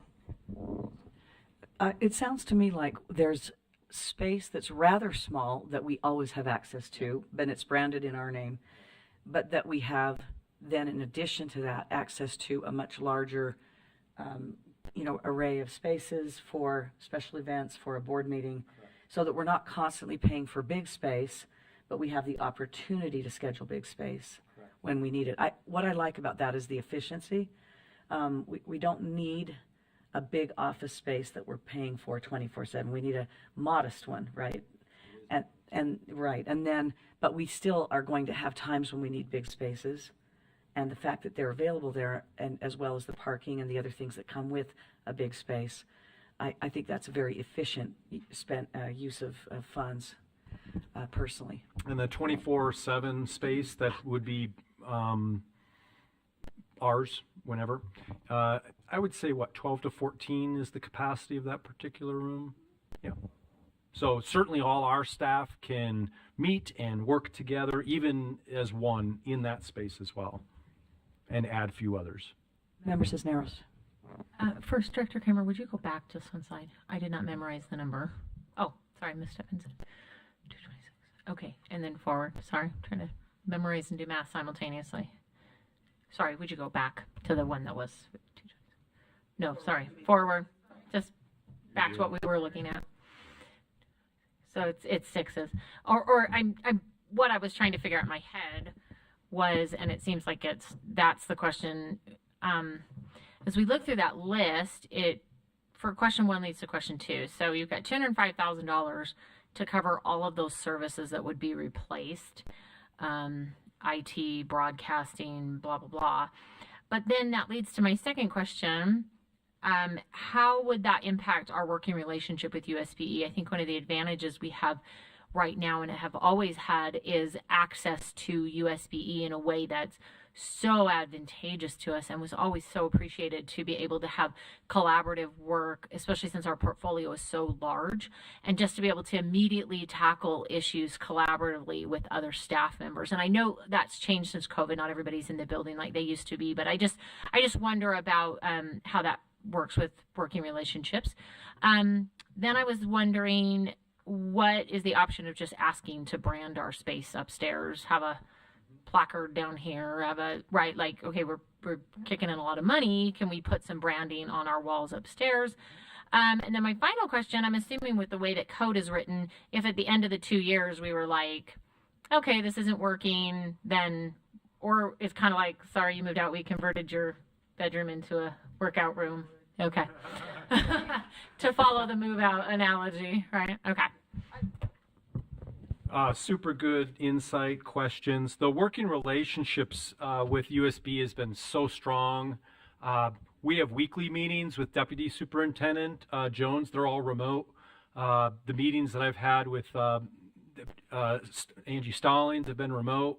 In fact, the only time we really see each other is at a board meeting physically. And so I would say that never or very few have I, as an executive director, meandered into an office and that's where the work took place in my tenure. So it's happened, you know, at the Capitol or maybe Zoom or definitely breakfast and lunch on occasion and things like that. So, and I think that the relationship would remain as strong, maybe even stronger. You know, back to the analogy, when you move to a different space, we have a older, we have a 21-year-old in our house, right? I'm sure we all have had, and when you move, that relationship it changes, but it's still a close relationship and it's still an opportunity. So I think, I don't see any change to that particular one. And then branding space, it's a good due diligence item. I think it should go into that due diligence thought process. It's just, the difference perhaps between like this space, if you could see it, and like any rebranding, because we have entertained the idea of rebranding here, and I think it would be very receptive. It's just, you got the grand feel, you got the professional logo, and you have the directory that leads you there. It's electronic directory even, right? You plug in and then take an elevator up to a floor. And I know that's a little bit pomp and you know, and a little bit, but you know, to work with on the national level and to separate out, because we still have the logo here that we take pictures under. And so I think it's a good question. I just don't know that would be a deciding reason to not move. And that's just, code written was your last question, I believe. Was that correct? Kind of like the way code is written? If I could address the last question. Please. So Yeah. we've been working on this MOU with the USB leadership and including Vice Superintendent Stallings. And one of the things that we are conceding is that if we decide to move out, that we would, and then decide later to ask for space within the building, we would give lead time on that, and they would have an opportunity to transition. It wouldn't be immediate. So that's just as a professional courtesy. We don't think that it would be, so part of the MOU we're working on is, it has addressed that. Obviously that MOU hasn't been executed at this point, but we are all in agreement that were we to move out, we can't just turn on a dime and move back in. There would have to be professional consideration for how that move would come back in, but we would be welcome within those parameters to do so. So we could have a space back in, but it wouldn't be immediate. Has any work been done to date on the replacement costs? Like, do you have a ballpark of replacement costs that would eat up that 205? No, for us, because I mean, you think all of the things that we get for our office space, we're now having to write the check. So, So like IT, for example. yeah, and I'm looking, knowing from an operator standpoint, like 205 goes fast. So I'm, you know, when you're sharing that, what comes with the 20,000? Does our internet come with the 20,000? You know, because we've gotten people used to watching our board member meetings via YouTube, and Jerry and his team do such a good job. And now we have all of these other costs. Yeah. How much of that 205 has been anticipated, quoted, have a general idea, or could we expect that maybe on the 30th? Yeah. So I think one thing is that the starting place is the move out in the operational space, which led into kind of the discovery and the understanding of the associated services that come along with it. This right here that we're looking at is just the building, even though there are some conversations that ensue, like, well, what does it mean for mail services, or what does it mean for these other things? Regardless of how that continued conversation goes, we would have redundancy in some IT with this particular model, because the building has internet access and it has those types of things, but it doesn't have the support that we enjoy from Adam and we enjoy from Jerry Recker and other IT professionals. So I'm not sure if that answers the question, other than I want to make sure that we're clear that we're not seeking a movement away from building and all services. It's just building at this time, although those additional services are a part, they just kind of came along with the conversation. So I might have misunderstood the question a little bit. So, no, I'm glad this slide is back up. So let's use mailroom as an example. We get mail services at the building. Okay, so Yes. okay, so obviously just change the address. Yep. But then we're talking about, like, okay, IT. So let's say we contract with Nerd Support. I don't know. Sorry if that's offensive to IT people. So pick this company. Well, that's a $50,000 a year contract, right, to service this many staff members. So now 206,000 minus 50,000. Are we having, is the receptionist starting with the building, or we're hiring a person to sit there and then eventually be the board secretary? There's another right out of what's left of that. So I'm kind of looking at some of those things, like, okay, a lot of those things, yeah, we do on our own, but I want, before I would want to know what that breakdown is of anticipated support and ancillary services that we would be losing by moving out, and have an actual idea of what those anticipated costs would be, because that's the only way to say, yes, that we are being fiscally sound. I am a staunch fiscal conservative, so I don't want to be thinking we're saving money and then in turn we've actually created a higher cost for ourselves. I think that's absolutely important to get on top of. My understanding is that many of the services that we sometimes pay for as indirect costs are actually provided by the payment to the building. Yeah, I would love to see it broken down. And then I also think too that it's my understanding that the USB is willing to, I think, provide some of those services a la carte that we might need.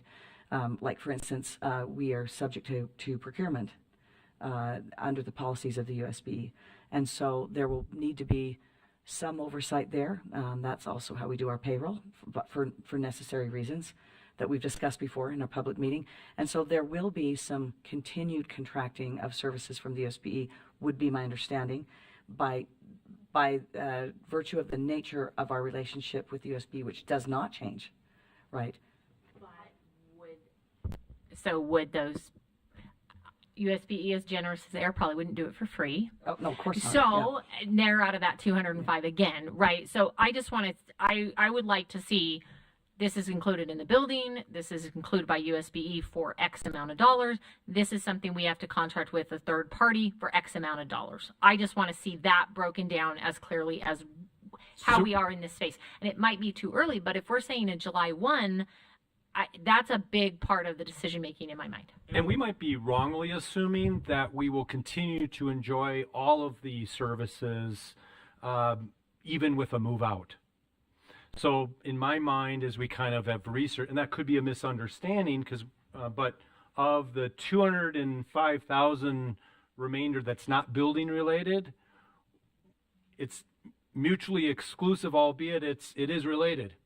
And so we haven't gone into like formal conversations to say, well, we're going to do IT on our own, or we're going to do, HR or this. Instead, it's been, we will continue to pay for those pass-through services, those indirect services, until there's a point where you kind of break it down. But I do think, those kind of more obvious mail or something like, a front desk service, those are provided services. Internet connectivity, and those things are provided with the space. So with help that, a little bit. Is the 30th unrealistic? The breakdown actually is there. It's just converting the percentages from the 226 So I have an Excel in, So in other words, I think what Member Cisneros is asking is the proposal, even though it's preliminary at this point, because we're just, we're sort of chewing on it, is the proposal that essentially out of that $226,300 approximately, that the amount that we pay for building is similar to the amount that we would pay for the new building, and that we would continue the contracted services so far, which would eat up the remainder of what we already pay, so that it's sixes. That's what I'm hearing. And that we might have an opportunity in the future to remove some of those contracted services between us, the USBE, as it seems appropriate, so that the move is a phase-in, as it were, so that we change as little as possible in these first years until we say, oh, actually, we're doing this fine on our own with our own staff, and could we contract all services but this one? And that there would be some services that we would have to continue to contract, in perpetuity, such as the finance services, which includes payroll, as well as, I'm assuming, so accounting and finance, and I'm assuming also human resource. I would assume maybe not some of the other things. For instance, mailroom, as you suggested, building, electricity, water, etc., and possibly not business operations, unless there are costs in there that are related to finance that we would need to continue to procure, and possibly depending on what support services are, and depending on what state superintendent services are. So in other words, the proposal right now is, let's not change too much. Correct. Let's move from one space to another, and in doing so, we will spend virtually the same amount of money we're spending now, but we will be in a different location. And then over time, we can look at how that might change by the distance and by our own capacity within our group. Is that what is being proposed? yes. And is that the way the math works out? And the USB is aware that we would continue the contracted services in moving out and would just change locations. Yeah, they ask questions though. Like I know Angie Stallings, she's here, right? But asked, does this mean that you're moving away from the services that we provide? And a month ago I said, no, that's not the discussion. The agenda item is the space, the operational space. Even Deputy Superintendent asked more recently, well, does this mean that it's the associated services too? And it changed a little bit from when Angie asked and when Deputy Superintendent asked, just because the time of learning the numbers and the time of kind of understanding of not just the building indirect costs, but the other services that we pay for indirectly to the state. So I think the conversation has continued to ensue and kind of morphed into a little bit different, but this agenda item and this isolates on the operational space as a first step, potential first step, and maybe it's the only step. I like that it's a conservative step, because we don't know until, were we to move, we would not know until we had what services we did or did not need. And I think to do this in a phased step process makes a lot more sense to me, particularly if it is financially equivalent. I'm going to go ahead and stop the conversation for now without any more. Oh, please, yes, always. Thank you. Angie Stallings, Deputy Superintendent Policy with the State Board of Education. And just for information, Deputy Jones has been listening to the conversation and has enjoyed working, as you know, with both Paul and Marie. We always do.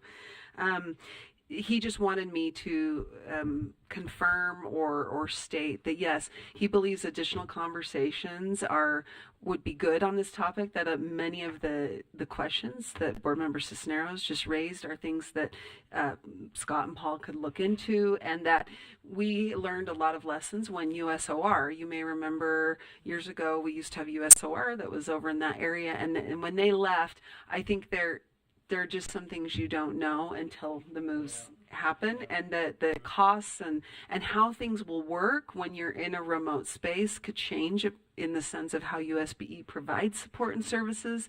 And so and that when you move away from kind of the the full service to a more a la carte, some of those a la carte items could increase.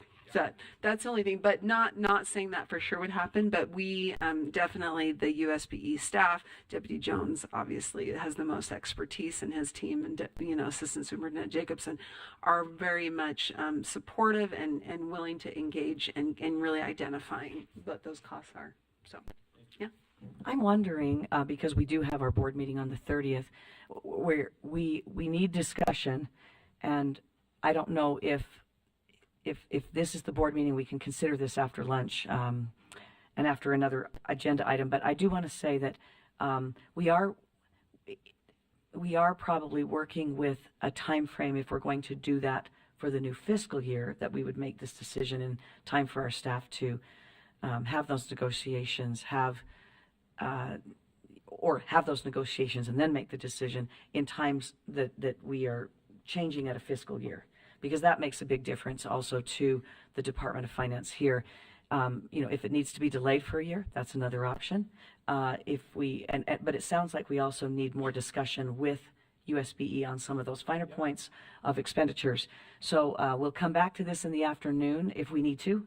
And in the meantime, I'm going to go ahead and say let's break for lunch, and let's rejoin at approximately 1 o'clock, where we'll have a discussion item that involves other individuals besides our board and staff and USBE board and staff. So we'll go ahead at this time and adjourn for just break for lunch, not adjourn.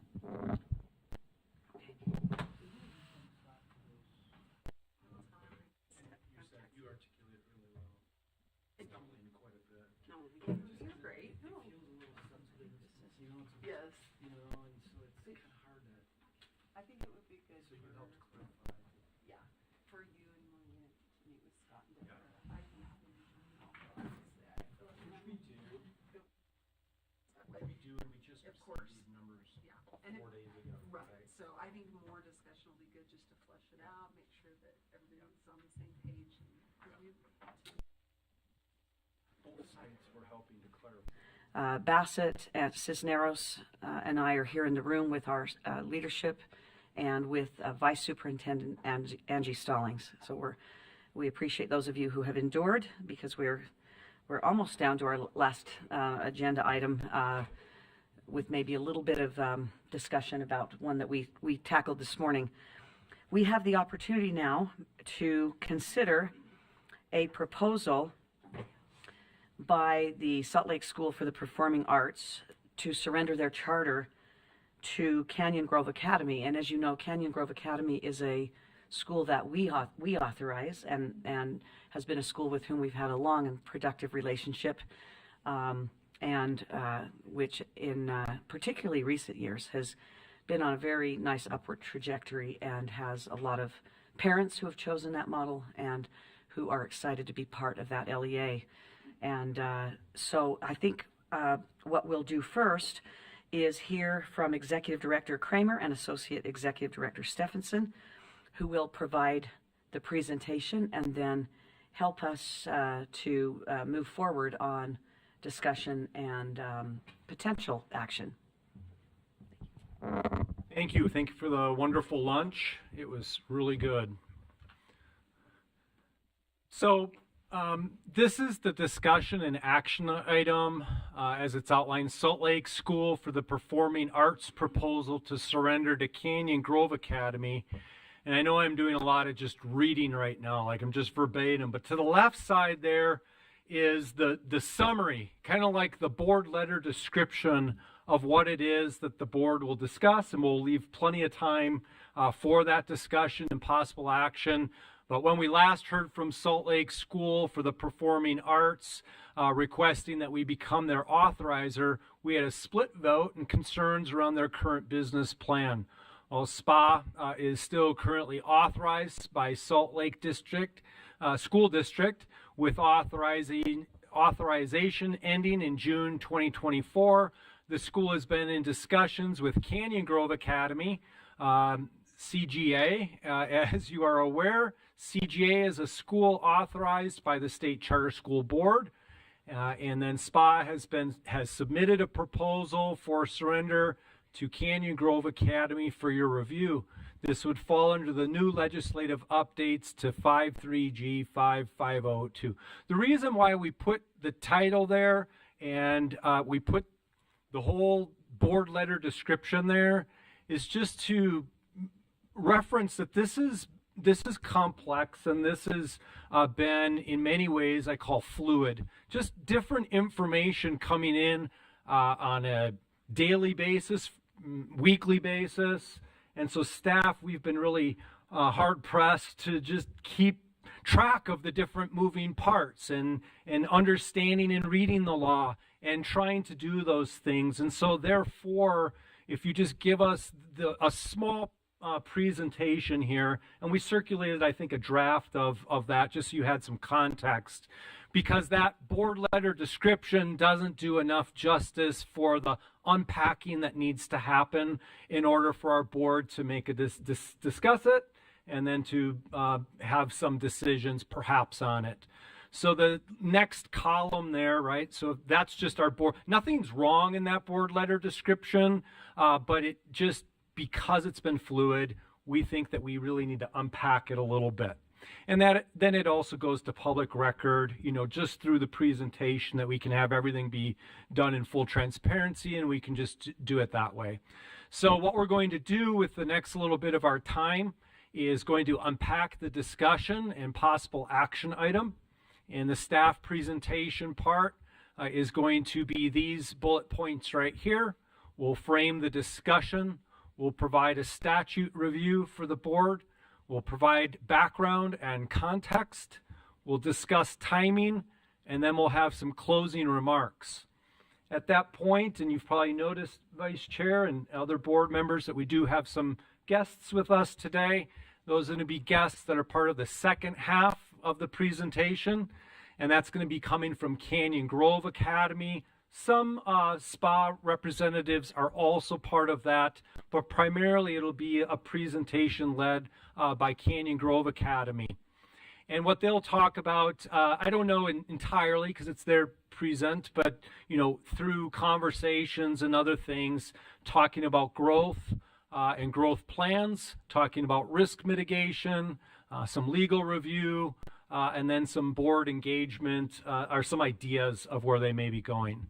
But that's not our present, it's just part we thought it was important for deliberation. So this first slide was just the opportunity to lay out why do we need a staff presentation, and it's because of the fluidity of this and the timing, and we recognize we couldn't get board members all documents and things prior to today. In fact, even before we go to the next slide, some documents, even arriving as late as yesterday, didn't meet that 24-hour threshold where we can circulate them. We might show them, and we can circulate them after the meeting, but we have to have 24 hours for documents. So that's just a disclaimer that in some cases you may say, do you have documentation for that? We might say, yes, we do, but you may not see it in board folder or those things.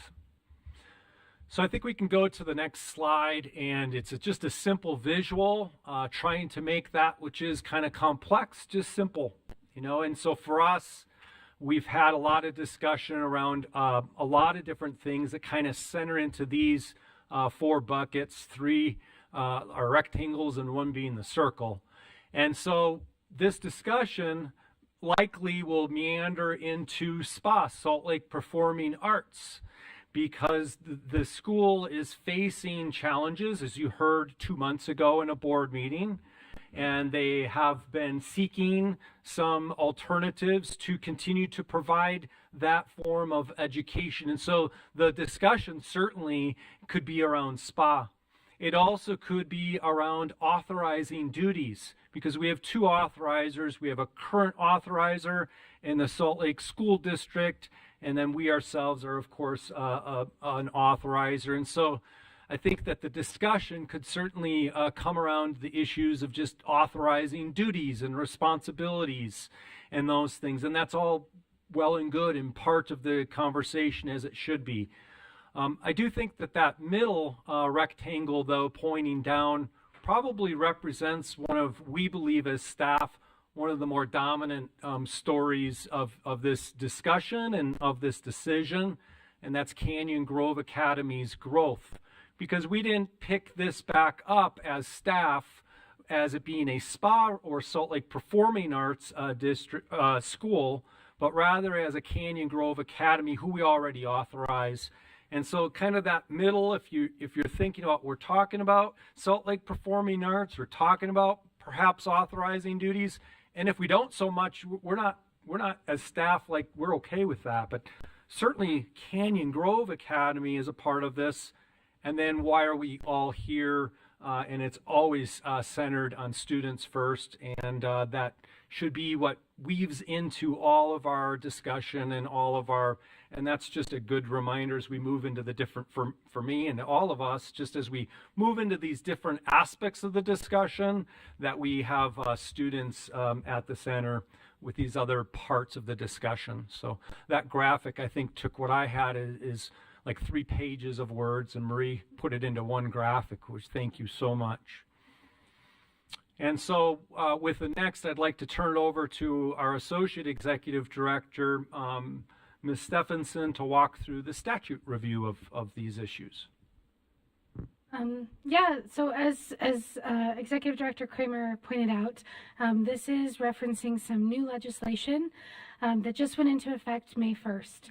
And so, excuse me, because of that, we thought, let's walk through that together and add some names so that it becomes a little bit more clear who we're talking about and what role each party has to play as we work through this statute.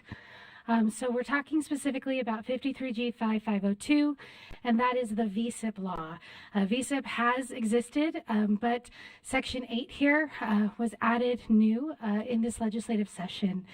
And so Section 8 here specifically says that a charter school governing board, and so that's in this specific instance referring to Salt Lake School for the Performing Arts, and they have not entered into the school improvement process. And it says that because they haven't done that, they can voluntarily provide a proposal to their authorizer, which, again, at this point, they are still authorized by Salt Lake District. And that proposal is for consideration to transfer operation and control of the charter school. So again, that would be Salt Lake School for the Performing Arts, and then there's 4 different options listed there.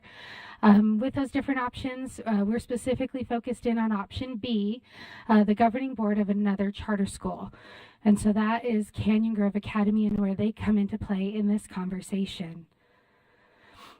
So then going on to Section 9 there, it says that except as provided in subsection 10 and subject to subsection 11, which I didn't bother to put on this slide, but that's specifically talking about when a school has entered that a school improvement process, which if we go back to 8, they haven't entered that, so subsection 10 and 11 don't apply in this case.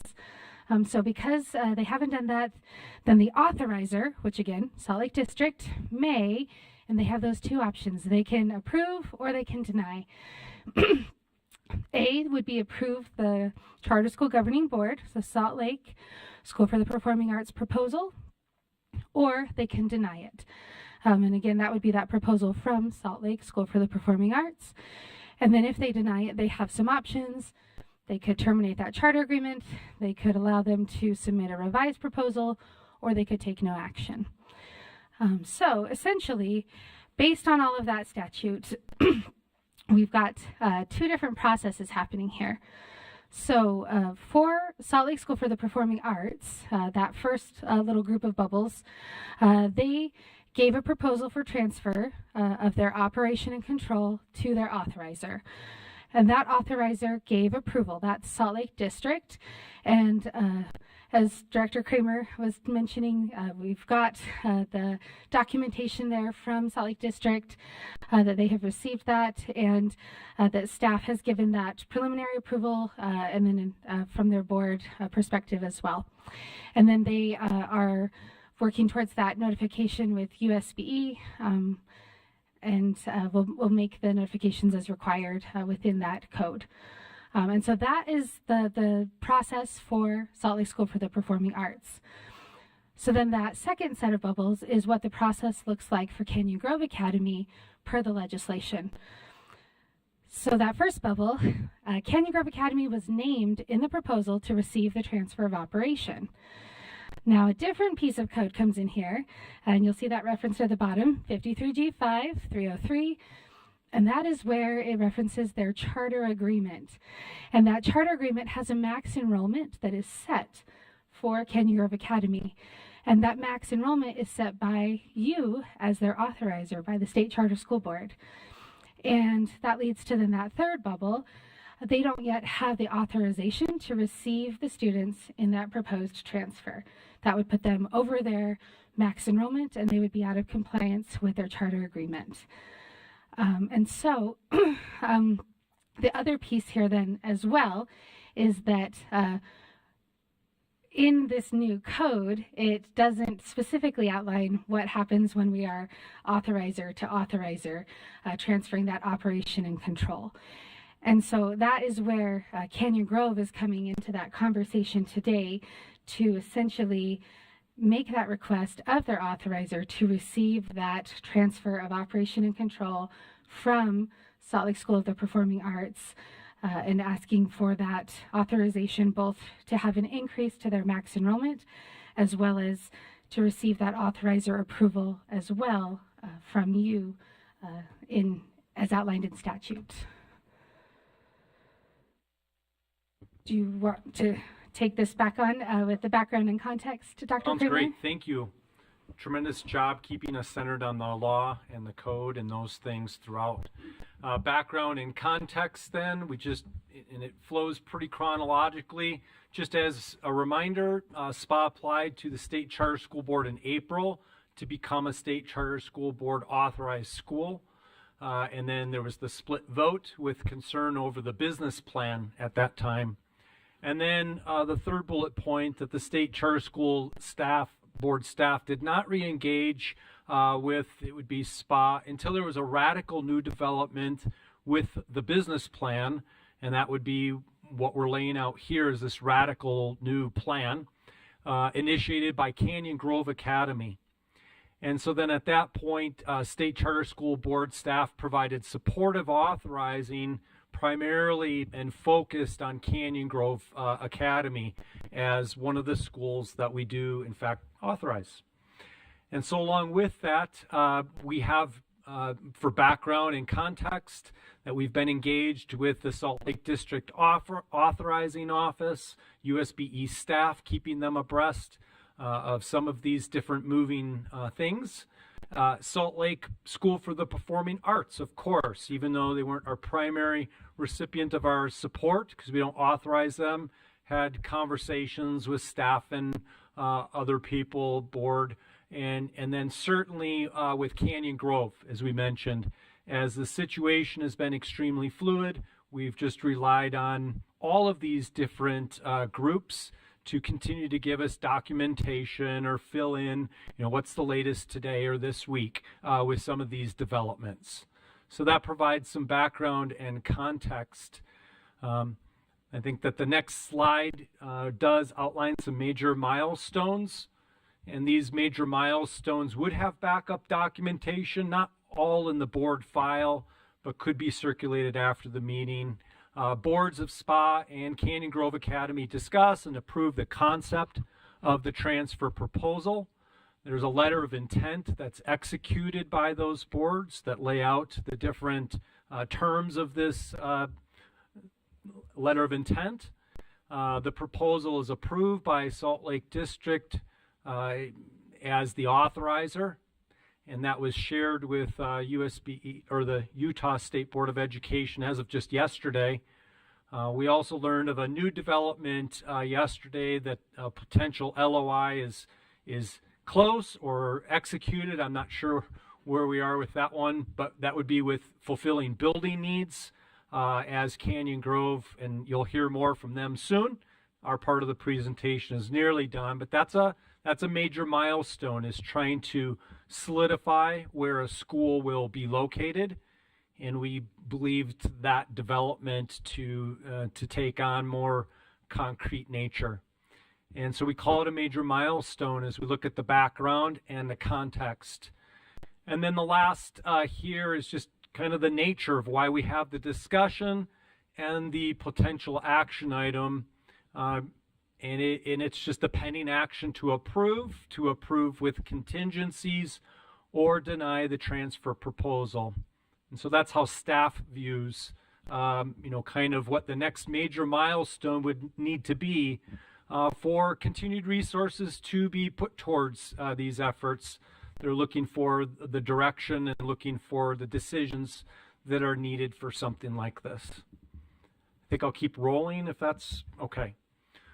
We put a slide in just regarding timing because it's a theme that we heard consistently from those different groups from the previous slide. And one thing to point out is just that the last day of school for this would be SPA is approaching soon, and families need time to make decisions. And so you have a captive audience in that families are still around and those things, but it's been said, like, as soon as that last day is over, it's more difficult to reach families that are on vacations and they're just doing things other than school. So that's an important part, I think, of the board's, or we think of the board's consideration, is just the timing. This is a time-sensitive discussion and a time-sensitive, perhaps, decision. All transactions are tentatively set to occur with a good fiscal year break, which would be a July 1st, 2024. And so people have been talking about moving everything towards that particular date. So that's a slide just to underscore the importance of the timing on the board's discussions, deliberations, decisions. In closing remarks, Associate Executive Director Ms. Stephenson and I, we fell short of wanting to make a recommendation, but felt strongly that we wanted to make some closing remarks. And these remarks sometimes tug on, tug on the emotional side of things, kind of the heart of the matter sometimes. And so I just wanted to speak to that visual that Associate Executive Director Stephenson provided to me was really changing, because there's been all these different discussions and conversations that center around a lot of things. And just as an authorizer, we talk a lot as staff about how excellent that this board is. We believe that we're the biggest. We know they're the biggest. So that's a quantitative piece of information. But then also qualitatively that we're very excellent in what we do. And so I think that there's, in the closing remark that I'd like to say, that there's perhaps an interest from staff, at least from my perspective, to put a school into the most excellent authorizer's hands in this particular case. SPA is also just a very innovative, very unique school. There's not a lot of performing arts schools in downtown Salt Lake City. As we know, performing arts in general, is a cultural part and a fabric of many communities. And so there's a lot of tug, a lot of pull there that staff felt throughout this process, not just to the head of the matter, but to the heart of the matter. And we just felt kind of compelled to share with this board in remarks that there's probably some good heartfelt reasons to have a cultural epicenter such as SPA and continue. And then certainly Canyon Grove, as they're a main player, as we pointed out, a school that's looking to grow, and they want to grow in this particular way. And it behooves us to decide how people grow and what their organizations look like. Some look for risk, and they're risk averse, and some look for opportunities, and others look for complete security. And in this particular case, we authorize, in Canyon Grove's case, just a very innovative, just a very forward-thinking organization that, for my closing side of the remarks, just falls into that category of an umbrella type CMO potential and things of that nature. And then the students, right? And so I think when we think about our value system and that compassion remains, it is of course paramount and at the center of what we do and the work that we do. And so, just thinking about students that are dancing and doing the things that they do, performing arts-wise in the past, present, and in the future was compelling enough for me as the executive director to share those thoughts with the board for your consideration. So, and I think that Associate Executive Director Ms. Steffensen has something similar that's not data and factual necessarily, but just a remark of some sort. Yeah, I could say, I echo all of those same thoughts. But I think just other closing remarks as we've been putting this together and working with, Canyon Grove Academy and hearing, from some of the community members at SPA that have reached out and shared their stories too. We've looked at our strategic plan that informs so much of the work we do, and it is so great to have a strategic plan to look at and to reference. And I know, we looked at that this morning and kind of laughed that, we thought maybe some of these things were 3 to 5 years down the road, right? That maybe, we would get there. And it feels exciting and maybe a little scary that, it's here now.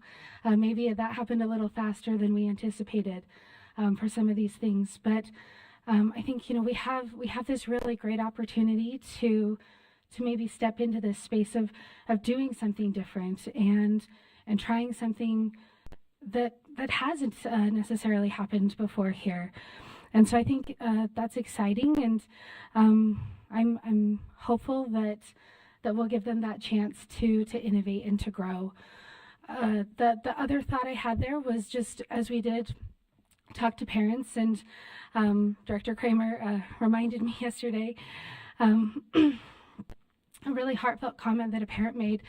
We were talking, and they mentioned, that they hoped that their child could continue there, and I mentioned that, well, whatever happens, like we're a good authorizer, trying to kind of help this parent feel okay, and that there are lots of good schools, there are lots of great choices. And the parent had mentioned that, this is the school that they wanted, and that their child doesn't have another 10th grade year. Their child doesn't have another 11th grade year. And I had, that was a few weeks ago. Director Kramer reminded me of that story yesterday too. These students, this is their high school year. This is, the year that they have. And so I think it just, it's an exciting time. This is the time that they have. And I'm hopeful to see what we can do to innovate and really bring that strategic plan to life. Thank you so much. Our presentation as staff is nearly over. I think there's just one more slide. And in the last slide, it's just that we have utmost respect for the board and their deliberation and those things. We did feel compelled to just throw out a couple of motions for consideration because of the complexity and because of that. And so to organize, right? And so wherever the deliberations go, which will happen soon, we have a presentation from Canyon Grove Academy, about 15, 20 minutes, something like that. But the move to approve the proposal to transfer operation is consideration, and you can read the rest.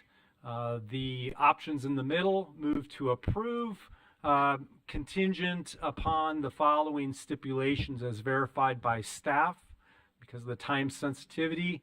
A third option perhaps to consider is to move to approve, contingent upon the following stipulations and a return to the State Charter School Board upon completion for full approval, and then a motion to deny the proposal to transfer operation and control of charter school known as Salt Lake Performing Arts to the governing board in Canyon Grove Academy. So we just wanted to bring it back to academic here after giving us a chance to leave those closing remarks that these are the potential motions for consideration. And so with that, there's a little bit more present that we'd love for the board to just take in and then allow all that time for the deliberation. And so I'm going to turn it back over to you, Vice Chair Phillips, for the Canyon Grove Academy present. Thank you. We would like to invite the representatives from Canyon Grove Academy up to present your proposal to our board for consideration. We're all actually, we've read it. We have it in our board documents, and we are very interested in having an opportunity also to ask questions. And I'm hoping that what we can do is maybe starting with the board chair, if the board chair is here, as well as the director, to introduce yourselves, or maybe we should just, for the sake of order, start here. Have you introduce yourselves to our board so that we know with whom we are speaking and discussing this matter. Steve Finley from Red Apple, I'm business manager for both. Thank you, Steve. Go ahead. Josh Daniels, board chair for Canyon Grove Academy. Thank you, Chair. We're glad to have you here. Kim Gautz, Executive Director at Canyon Grove Academy. Kim, it's always nice to see you. Thank you for coming. Good afternoon, David Mortensen, counsel for Canyon Grove Academy. Mr. Mortensen, very nice to see you as well again. Angela Pontius, Executive Director at SPA. Very nice. Thank you, Angela. Ray Henry, student at SPA. Thank you. Okay. Go ahead, Canyon Grove. You may, or however you'd like to present. You do as you had planned. Thank you. So good to be with you, members of the board. Josh Daniels, chair for Canyon Grove Academy. Glad to be here with my colleagues from the school and also those from Salt Lake School for the Performing Arts. Canyon Grove Academy is probably marked by three major principles that guide a lot of what we do in our program. This is why I first sought the school for my own children to enroll in it. The first is innovation in learning. We believe strongly in innovation, and that guides our second principle, which is to customize and to meet the unique needs of our students. We know that there are students in public education who often get missed in what sometimes seems like a one-size-fit-all approach, and so we're very serious about a custom approach that meets the needs of our individual learners, and that's something that actually really attracts us to a union with the Salt Lake Performing Arts School, is that there's students that are pursuing passions that require unique ways in which they perform and move forward academically. And then the last principle is self-directed and self-accountable learning. We also believe strongly in children learning at not just their own pace, but also being accountable for their own learning and sort of learning that skill of how they'll be accountable for learning throughout their life. And we want them to learn that while they're in school. And this is another synergy, I think, with the culture at SPA and the unique way in which students are pursuing performing arts, but also satisfying academic requirements. Now, a little bit about Canyon Grove today and what I think makes us prepared for this merger is our operational and administrative health. So a couple of things to know. Canyon Grove is financially healthy and has been for a number of years. We believe that operationally and administratively and financially, we're in a position to successfully oversee this merger and to meet the needs of both of these school communities. We're academically sound. We meet the benchmarks and requirements that we need to academically. I think our culture is a great fit for SPA in that there's a group of students that are unique, they're pursuing their passions, they need an innovative approach that's customized to them, and I think that we're in a great position to help facilitate that. Our enrollment is also full, and so we are looking to grow. We've got over 250 students on a wait list as we speak, and that's been the case for a number of years. We've been full enrollment for at least all the years that I've been board chair and been on the board, so for 5 years. And the demand for our model never ceases to grow. Unfortunately, our capacity is full per the authorization of our existing charter, but we know that there are many students in the community that want our model. So for these reasons, I think there's a lot of synergy and opportunity for success for Canyon Grove to welcome in the SPA students and that community as part of our school, and to continue to provide for those students that unique passion-driven opportunity that they have sought at at the School for the Performing Arts. So would appreciate your support of the proposal. And I'll turn it over to Kim Goetz, the director for Canyon Grove Academy. Thank you, Josh. I always appreciate what he has to say. Thank you.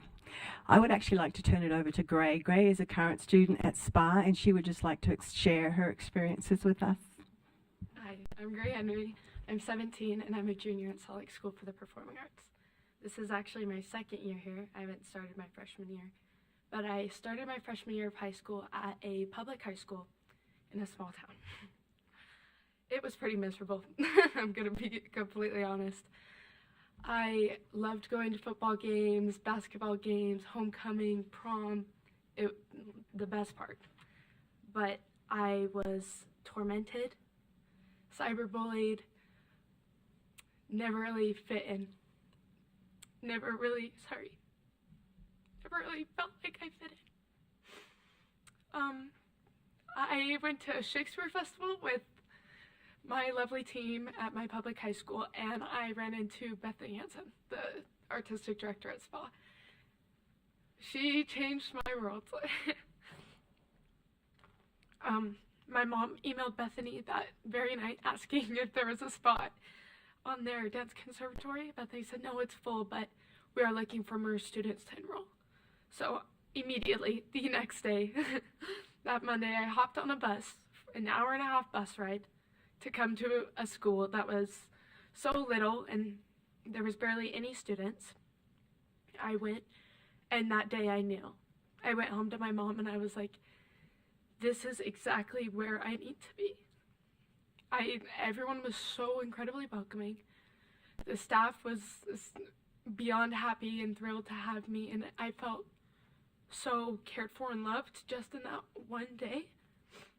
So there's not much to say, but our community is just so strong. I mean, once you're a student at SPA, you will forever be a student at SPA. And I feel like that's so important. Having a bigger community obviously is really important to us and a dream. But at the end of the day, I don't think I'll ever go to a school that appreciates me as a human being. All of the staff, whether I'm in their class or not, knows me by name, knows what I do, even knows my favorite color. We are a tight-knit community. And I just feel like if more students knew and understood what SPA actually was, it would have a completely different look. They would not think the things they think, and I feel like we'd be appreciated a lot more. And quite honestly, SPA changed my life and saved me a lot.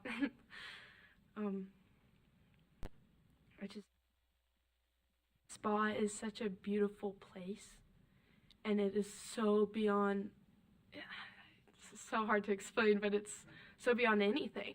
It's magical once you step through those doors. Every student is so driven, and it's not I don't think there's been a year where I've dreaded coming to school. And every day I'm at school, I'm so happy. And the staff is so happy to be there. It's beautiful. It really is. And I feel so blessed every day going there. I want to come to school. I want to show up. I want to talk to my teachers. I want to have a relationship with other students. And before SPA, I didn't.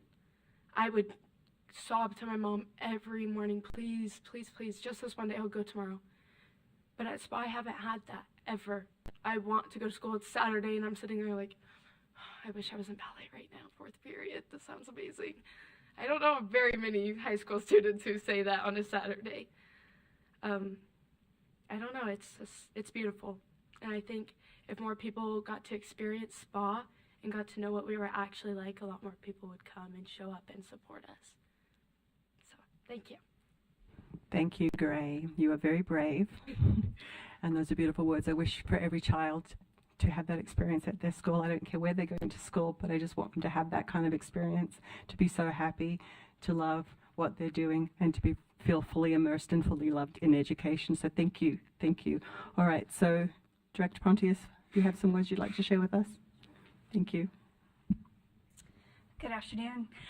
This is my second year at Salt Lake School for the Performing Arts, and I have had an incredible opportunity to lead an incredible artistic staff and explore what is possible. And as you know, SPA moved downtown in August, and we have been in this incredible building, and I will tell you that this has been an incredible experience. You heard about Gray and her experience with us, but one of the great things about being downtown is that we are where the arts are. And so to have that opportunity has been incredible. So not only is our new campus close to track stops and bus stops, and we can take public transportation everywhere we want to go, and our students take it every day to get to us now, we are able to have partnerships with incredible arts organizations in Salt Lake. And that one partnership that comes to mind is our partnership with Broadway Across America. And for a performing arts high school to be able to say that they have the opportunity to take master classes with folks who are doing what they want to do professionally, so actors, singers, whatever that might be. And we look at behind the scenes too, all of our fashion design and doing costumes. There are so many opportunities now that we are downtown, and so we've actually gotten quite a bit of recognition now that we are downtown. And so I just think that SPA is on a trajectory to really be able to take off and provide that innovative education, and in that way that students are looking for, that really value the performing arts. So it has been a pleasure to be a part of that transition and to be a leader in that team, and look forward to how now we can expand in partnering with Canyon Grove Academy and what that looks like to be able to have an impact on even more students as we continue together. We are open for questions. I appreciate that so much. Gray, you've left the table, but thank you so much for coming. That's scary to come before a board at the Utah State Board of Education, and to come before our board and our staff and to express your true emotions and even to be vulnerable before us. So we thank you for that. That takes a lot of courage. And we appreciate the efforts that you've all made. We at this time, I'm going to speak as in Brian's stead as the leader today. We are looking at this from a very different lens than we did when SPA came before us, asking for us to be their authorizer, because of, I think, for two reasons. One, we now have a school that we authorize, our school, coming before us and saying, please let us include this program, this school, its mission and vision within our own.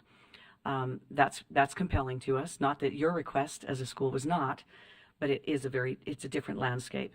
The second thing is, and this is something I think that we'll have to definitely delve into a little bit.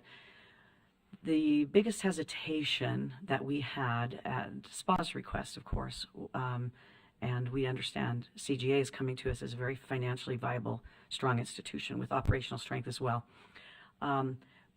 I think we would still be very interested, knowing that the plan is to stay in the building. We would be very interested as a board, I think, in hearing, maybe even before questions. I'm channeling my inner Member Smith today, because she was the one who especially understood and had deep concerns about the financial plan. And my understanding, though I'd like to hear details, is that CGA has, in anticipation of this proposal, has been able to craft a financial plan that's very sound. I'd like to hear more about that. And then, and I don't know, Mr. Mortensen, if this is for you or for Director Goetz, or for the board chair. But in reading the proposal, and I think this is the latest and greatest, I'm not 100% sure, I know it's been fluid, I'm interested in some of the nuts and bolts. That can be a little bit later maybe, but I'm throwing this out to my board members as well. In a transfer or a surrender of the charter, because the word in the code is surrender. Of course, this is different from corporate mergers, but at the same time, because it's one public school to another public school, And because it appears that the way that SPA was set up is as a 501c3 corporation, so it would seem that, therefore, they own their assets and that they can transfer those to another public entity, because it doesn't seem like those assets are owned by the district, as is the case in some district authorized charter schools. So I would be interested in understanding whether this proposal, as it's been written, is allowable by law, the current law that was just passed, HB 301, as well as laws governing assets related to charter schools, given their specific corporation. So let's start first. I think I'd like to hear more from CGA and or the business manager or board chair about the actual financial plan and its distinction from the one that our board essentially rejected in a previous board meeting. We're all looking at each other. So I think the biggest thing in question from watching the previous meeting was the liability of the building. Would that be correct? Is that the part you would like me to address? That certainly was. I think that loomed large. I'm not going to speak for other board members. They may have additional questions. Yeah, no, yes. I agree. So to start with, we're bringing 250 kids to the table, right? And so we have a lot of enrollment. So that really helps with the financial piece. In addition, we have an LOI that we're working with the landlord. And so we've significantly lowered the rate of the rent. We've changed the terms to be just for the year. We can renew if we want to, purchase the building if we want to after that, but I want the year to give the kids the stability. It was a really hard decision to make, but I want the year to give the kids the stability that they need. We are not taking the assets. We are leaving the assets and we're leaving the liabilities alone. We are transferring the charter. That's what we're doing. The assets are getting taken care of in another way. Do we need to talk about that? Can we talk about that? That would be the board that oversees SPA's business, right? Not our business. Not our business. I wondered because of this proposal then is probably not the latest and greatest, right? Because it does discuss the assets. There is another part that came today that we're still trying to figure out today, and that's the part. I'll have all this squared away tomorrow. So I've got one last LOI that's out there with the landlord to finalize that, and I think once you see that, all those pieces will fall into place.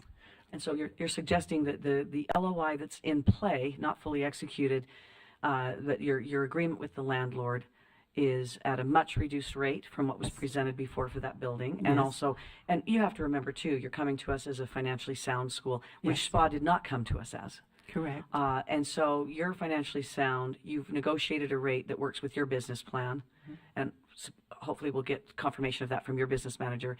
And then you are not assuming control of the assets, and so that will be SPA as a 501c3's corporate obligation to dispense of those properly per statute. And then Correct. you will, but you're bringing the program and then offering students to that program for it to even be more successful. Correct. And I think to your point that you made earlier when you were talking about the idea that the assets could be transferred from sort of one nonprofit entity to another, which is accurate as to possibilities. What we anticipate is effectively, in terms of the material outcome, something in line with the spirit of what you were describing. The specific legal and logistical ways in which it happens may be more complicated than for this meeting, but our intent and our understanding of the intent of other parties is that the effective outcome of what you described is what will occur, so that the beneficial assets for the purpose of the school could come under the utilization of the school going forward. Just depending on how debts are resolved and liabilities are resolved by SPA as a corporation. Right. I understand that. Okay.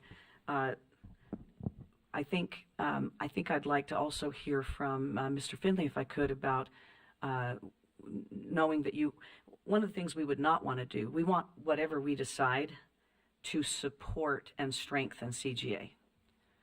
And so, whether from a sort of a program offering and multiple dimensions, the customized education, the operations, the students, the finances, I assume you've been a sort of an intimate player in these negotiations, and would love to hear your experience view of the financial position of CGA were this to be executed or approved by our board.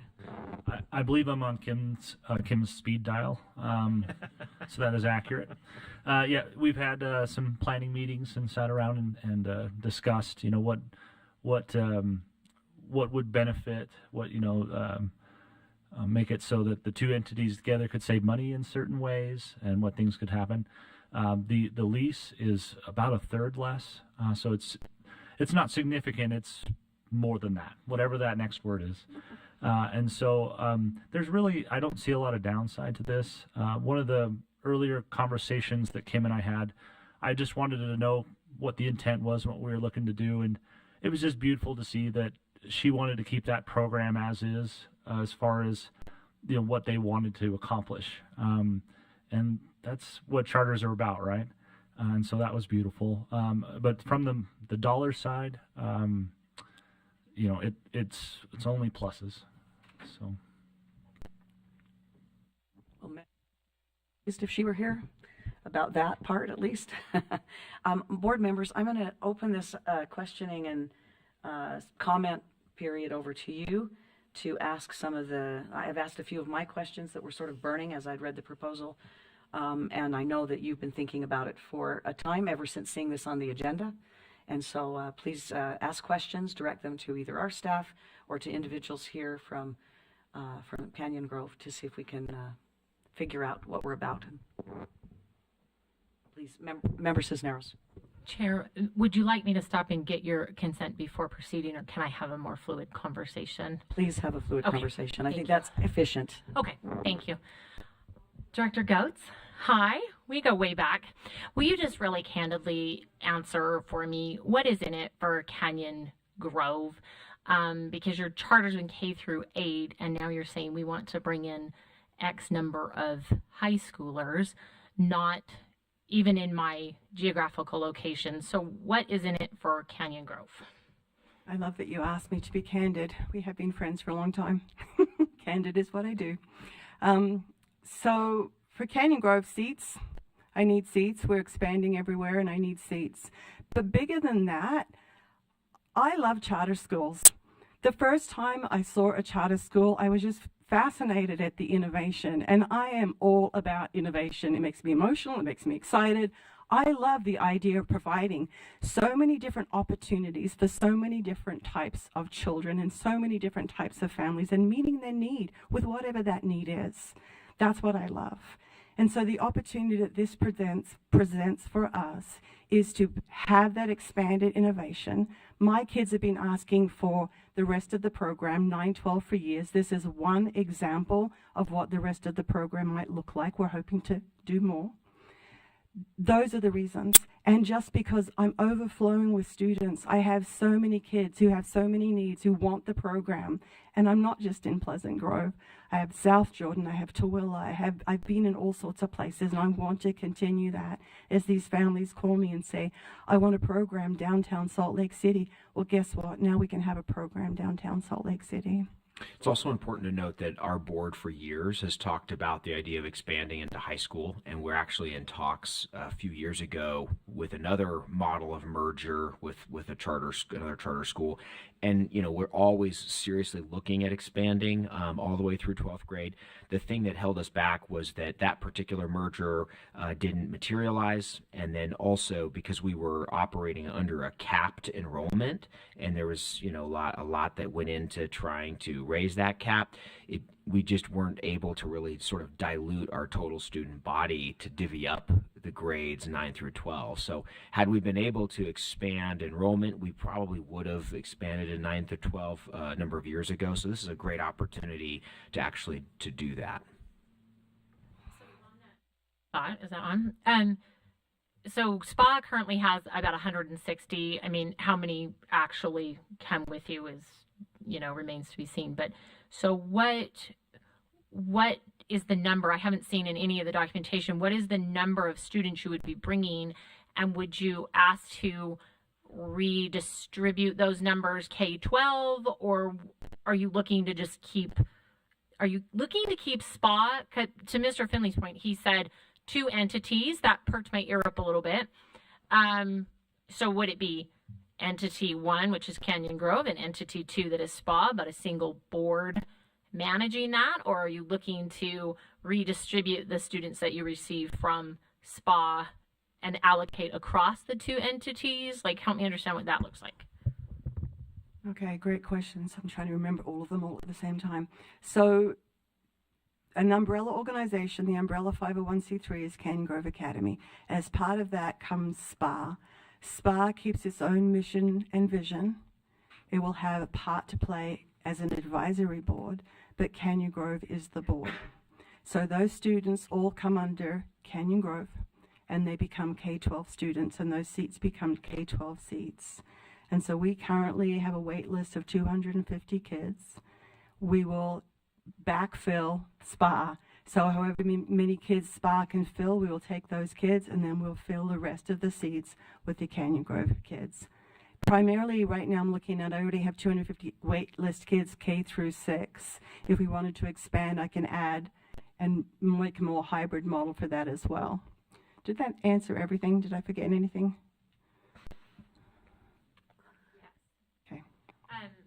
And maybe staff would know, what is SPA's cap? I haven't seen that in any documentation. All I've seen is their current enrollment I've of heard it 100. around 400. I've heard that. 400. Okay, so to staff, would we need to amend the mission for Canyon Grove to bring on a performing arts as part of their mission, just as a technical part of that amendment? So if I could weigh in, there's 2 different concepts of a mission. There's the mission of the entity that is the C3 that holds the charter, that is the authorization from the state to operate the charter. So the original charter for Canyon Grove Academy is actually in the name of Quail Run Primary School. In order for the school, Canyon Grove Academy, to have a different mission, we'd have to amend the charter. But as I understand what's happening in the law, the C3 that oversees or that holds the Canyon Grove Academy charter would now also hold the SPA charter. So we'd hold 2 charters with 2 different mission statements for 2 different academic programs. That doesn't necessarily impact anything about the mission of the C3 board that oversees it. I don't know that it impacts the mission of the Canyon Grove Academy or Quail Run Primary School charter that we currently hold. So that's kind of my perspective on that. That entities question. Yeah. So thank you on that. And then, do you currently have an education program outline for your high school students? Like, what is that going to look like? And my question only is mostly because SPA has traditionally outsourced a lot of the education. And so what is the plan to continue providing an in-house education? Or I won't guide that. What does that look like in your mind? No, I agree, in-house. Yeah, we had contemplated that too, of outsourcing or bringing it in. What do we do? SPA has already started to create an in-house model. We're expanding that and adding to that. We just found somebody yesterday who's had years of experience in high school putting together curriculum. So he's agreed to come on board with SPA and create a flourishing program there, because that's what I want. I want the kids to have the experience in-house. So yeah, we're building that.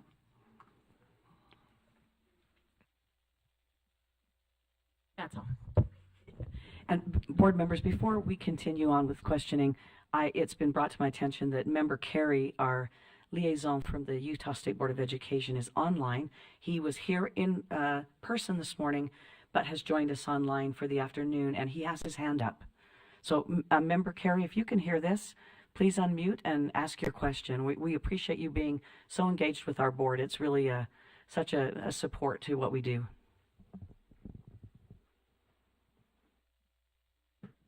We'll give him a minute because it's not always easy.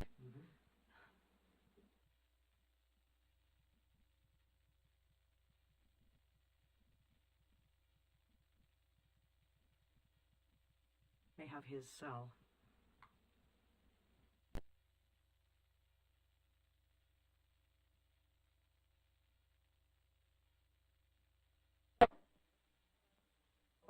here he comes. I was just trying to text you. Are you available to ask a question?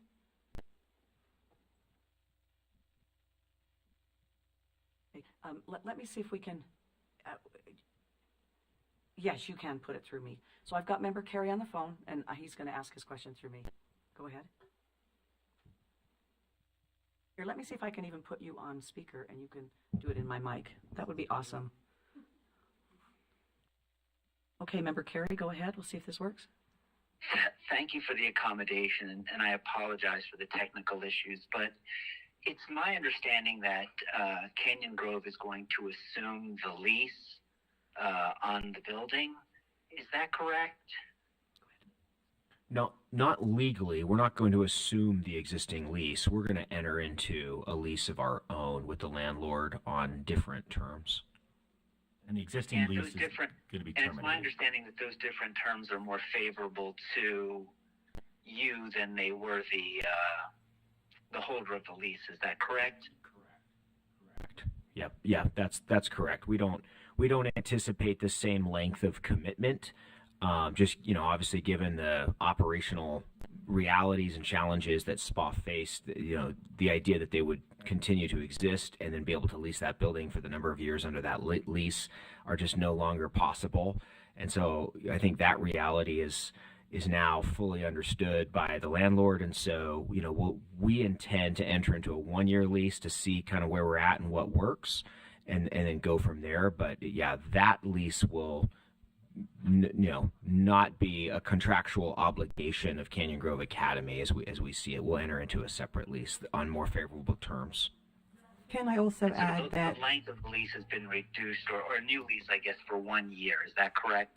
That's what our current negotiations are for. We haven't executed that lease, but we're close to signing a letter of intent related to those terms. Okay, and I don't want to jeopardize your negotiations, so I'm not going to get into the specifics, but I would just ask that when that lease has been executed, that you please provide a copy to not only the State Charter School Board, but to Deputy Jones over at the State Board of Education as well. Would that be acceptable? Absolutely. Okay, and to Vice Chair Phillips, thank you for the accommodation. Oh, my pleasure. Thank you for being so engaged with what we're doing. Yep, bye-bye. And it's my understanding that Member Carey is online and so is continuing to, listen and be engaged. And we appreciate his request. And I think that should a member of this board decide to make a motion, I think that one of the things that's clear, and it's kind of clear from Member Carey's suggestion, is that there are some things as yet unexecuted that we would need verification of. And so I'm going to say to my board right now that it would be my preference, and I know I'm only one member, but should we approve this request, which has a lot of merit to it in my opinion, that we would do it on the basis of the execution of that we have verified that those things which are now contingent have been executed, and that our staff has an opportunity to verify those. And it sounds like Member Carey is keenly interested in ensuring that the proper notifications and proper documents are also provided to the USB, which is also part of the obligation of an arrangement like this. So, board members, I'd love to hear from Member Spiker, Member Bassett, if you have questions or comments, what your thoughts are. There are only 4 of us here today, and Member Bowles, who has sometimes said, text me and I'll join when I need to. He is truly unavailable today, and so is Member Smith. So we are the 4, and I would love to ensure that whatever we decide, that we have some real consensus on. I think that would give our other 3 members who aren't here, and Member Olson is not here as well, thank you. And he had a pre-existing conflict that he could not miss either, he could not change. And we always appreciate Member Olson for what he contributes, and he would be especially helpful today because he's a lawyer. And we would love him to be here with us, especially as we do not have our AAG as we normally would. So in any case, we know that this has been vetted by lawyers who have expertise here, and we also have had our sort of interim AAG looking at documents and so on. So, but still, I think it's really important. So if Member Spiker, Member Bassett, if you have questions or comments, I would be very keenly interested in hearing what those are.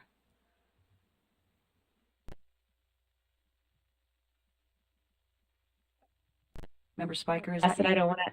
Yes. Yeah, I just can't see. I'm happy to jump in for a minute. Please. I just want to say thank you for the compelling presentation to begin. Member Spiker, we're struggling to hear you. You're cutting out a bit. Oh, I could call her. This is, who knew? This was, okay. I'm gonna call you, Member Spiker, because I think our phone connection. Okay. Oh. Okay. Okay. No, that's not good. It's not good. Okay.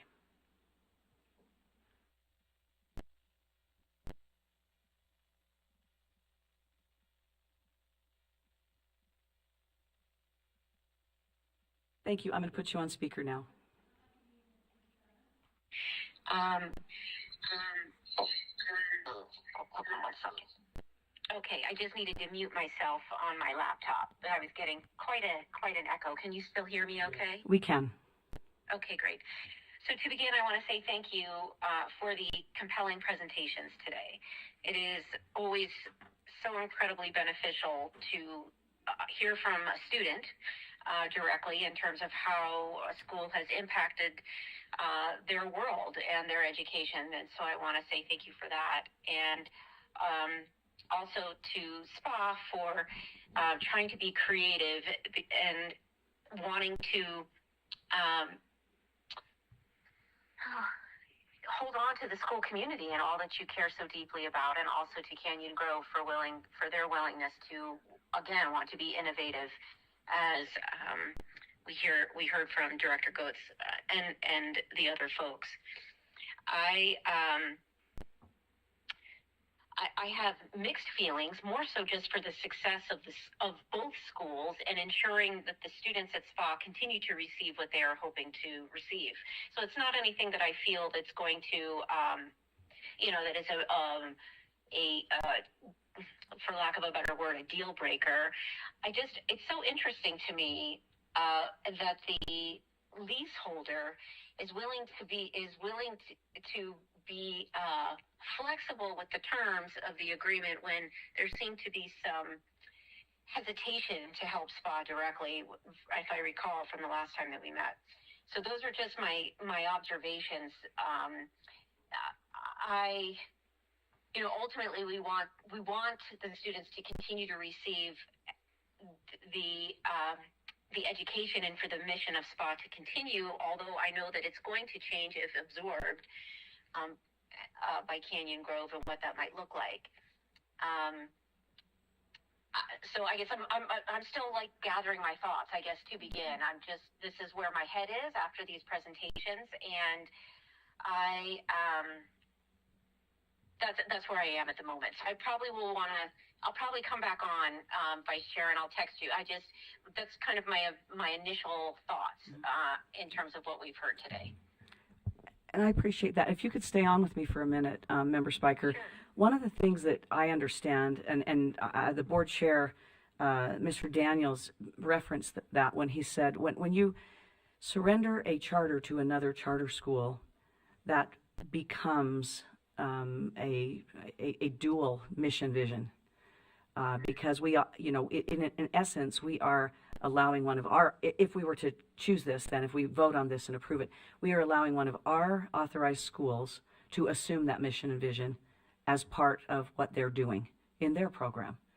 And that can be done in a variety of ways. It can be done as kind of a program within a program. It can be integrated to a certain degree, to Member Spiker's point, not fully, right?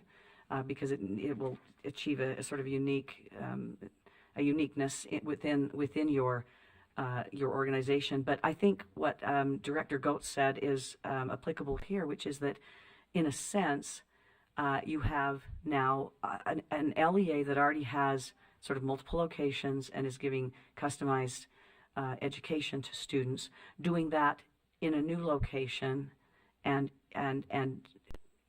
through the lens of a new mission and vision for that location and potentially for other locations as well.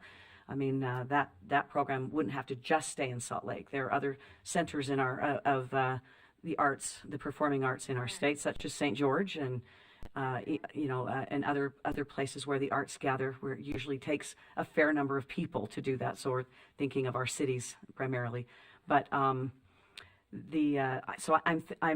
my hope is that if we approve this, that there would still be, to Director Goet's point, almost the LEA acting as a CMO, as this LEA already does for its various locations. So the one thing that gives me confidence about voting yes to approve this, is that CGA has already had a long and successful experience with managing a variety of locations that to some degree are different from each other in meeting the needs of different populations, even though the model has been similar in those schools and will be a little different in this one. But there is at least that sort of aggregate experience that not all of our LEAs would have, frankly. So I don't know. The reason I asked you to stay on, Member Spiker, is because I didn't know if you had follow-up questions after my comments. I appreciate that, Vice Chair. I think that definitely is part of what's on my head. And just to clarify, this would be the first. I mean, this would be a unique. I mean, just an innovative branch out for Canyon Grove, right? In terms of a performing arts academy, it would be the kind of the first school with this kind of mission to come into their purview. Is that correct? That is, yes. Yeah. Great. Thank you. Thank you. Member Bassett. Yeah, I'll chime in. So as I often do, I find myself looking again at our statement, right? So I want to read it and kind of align to that. Our vision is that every student has access to an excellent education that meets their unique learning needs. And so if that's a litmus test at first glance, right, a lot of space to support this conversation today. So I'll lead with that, and then share some of the questions that I've just been asking myself since going over these documents and kind of looking. So one of them is just from a personal space and considering this board, what excites me about this? And I think that's a fun question to ask you as well. Like, what are you excited about going into this? And I'd share some of my excitements. So I'm excited about supporting Utah students, always. And I am also excited about and interested in seeing and exploring that potential of innovation that Member Spiker, you just mentioned, right? Looking at how this, HB 301, to get the number right, plays out, right? Like, I'm very interested and excited about that. So then I weigh that out again with, well, what concerns do I have? And some of my concerns remain from what they were when SPA came to us before. My primary concern, and this is so simply stated, is just the unknown. That we are going into the unknown. And so that, and I would echo Member Spiker, you say, kind of mixed feelings about this. I'm weighing those two spaces in my mind, the excitement and the concerns. And really, when I try to wrap my mind around the concern, the unknown is the best I can capture it. And I mean, that's what causes a lot of fear. But I also don't think that's a reason to not try. So this will be my final just nugget, but I'm still eager to talk and listen, just so you know. I'm not quite prepared to say more than this. The thought of, is this safe enough to try? Does this feel like a space that we can make this step forward? So those are the things kind of rolling around in my mind, and just in fairness, I'd like to say them out loud to you all. Thank you for both your honesty and your thoughtful comments. I think I'd like to respond to something you said. I think where I feel like I can support this is that we have a very sound financial LEA coming and asking for this that has also done the legwork to make sure that the plan is sound going forward. If this model, including this sort of new dimension to Canyon Grove in a new location, does not work, if you're unable to fulfill the mission and vision, but you gave it an innovative try, then what we do have at our recourse is that this LEA can come back to us and say, we'd like to modify and amend, right? So, I mean, in some ways, we already have processes in place. A lot of times, if the financial plan isn't good, then there's no opportunity for that, right? That's kind of a barrier that we have seen, unfortunately, and had to have been part of, closing some schools that had really some great things happening, but just could not operate.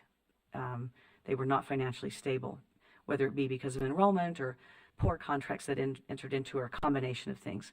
In this case, we have a school. This school is going to this LEA, Canyon Grove, is going to survive whether or not they absorb the mission and vision of SPA and use that as another dimension to not only expand their offerings, and I know you have 6th graders who want to be 7th graders and have nowhere to go to from your own programs.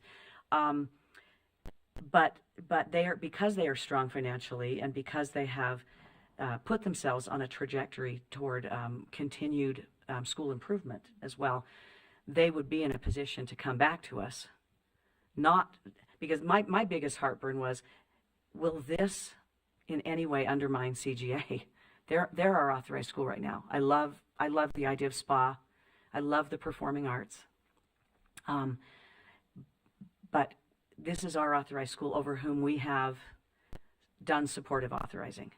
And I didn't want what we did, if we decide to approve this, to be something that undermined them. But I think given their financial and operational strength, and given that if they're unable, after a very innovative attempt to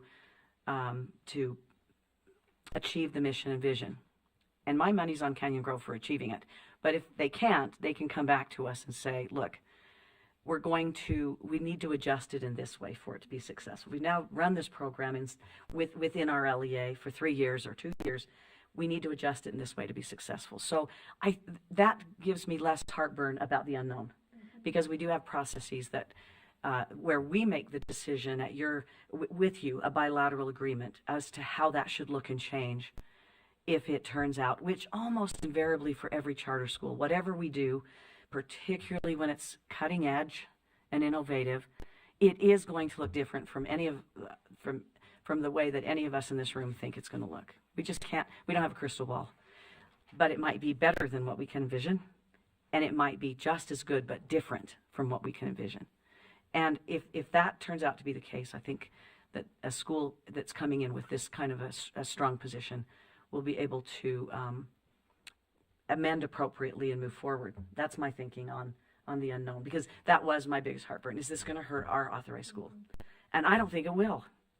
And if it in the process can strengthen you and can preserve a really great idea for students and allow students that we care about, because we care about all public students, whether they're in our authorized schools or not, to continue to enjoy and perhaps even an improved program, is my thinking, because your program has longevity, has history behind it, has a lot of expertise behind it. I'm inclined to support this. Yes, please. I am actually prepared to make a motion, and then if I can speak to the motion. And I'm just going to borrow from staff. I move that the State Charter School Board approve the proposal to transfer operation and control of the charter school known as Salt Lake Performing Arts Academy to the Governing Board of Canyon Grove Academy, as also approved by Salt Lake District, contingent on several factors which would be verified by the State Charter School Board, to be determined in 24 to 48 hours after the final LOI is submitted. Do we Member Cisneros has made a motion. Do I have a second to that motion?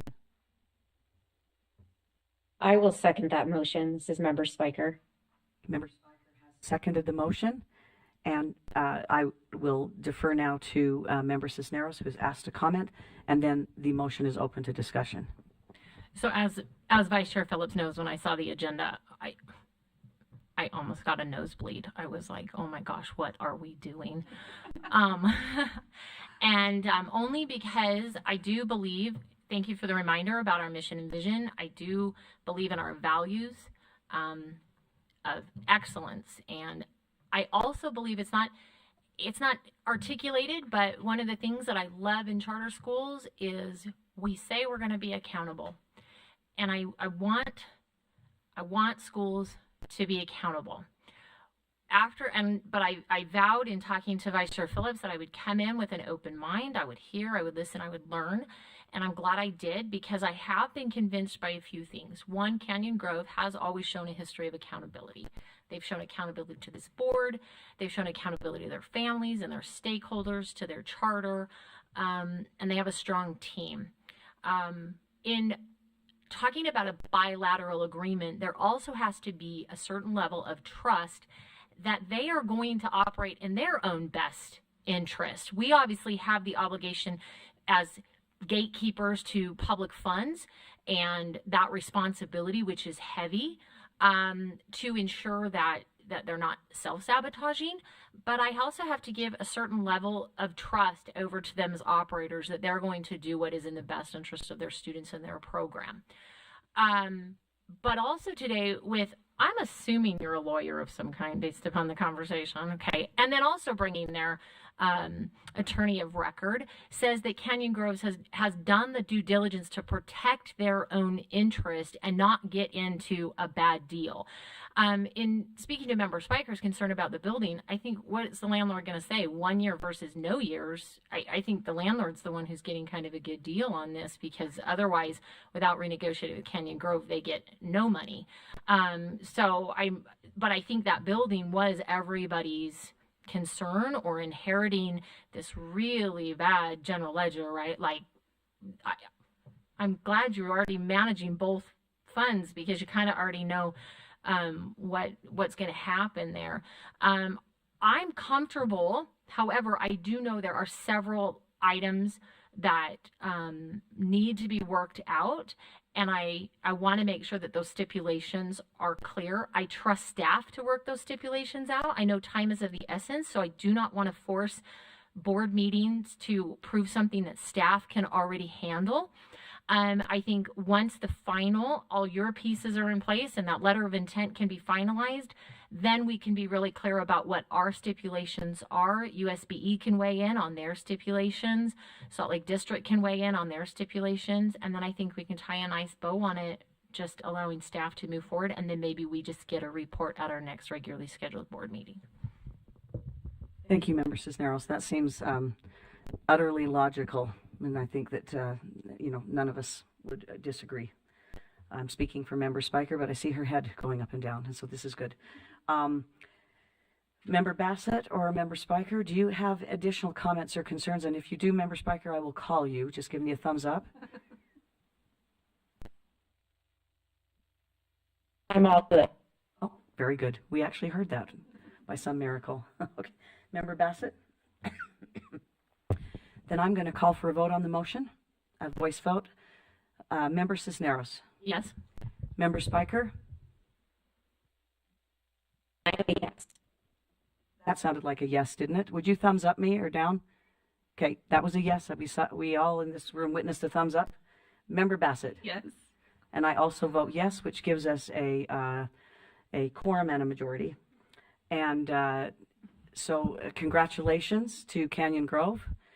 With the contingencies verified that staff will delineate and communicate to you, you have an additional mission and vision within your group. I also congratulate SPA. This is a very innovative kind of an agreement, and we are truly lucky that I just want to give a shout out to Representative Lisenby, who had the foresight to help us adjust the charter section of law that just became effective on May 1st, that actually was the thing that allowed just in time for this consideration.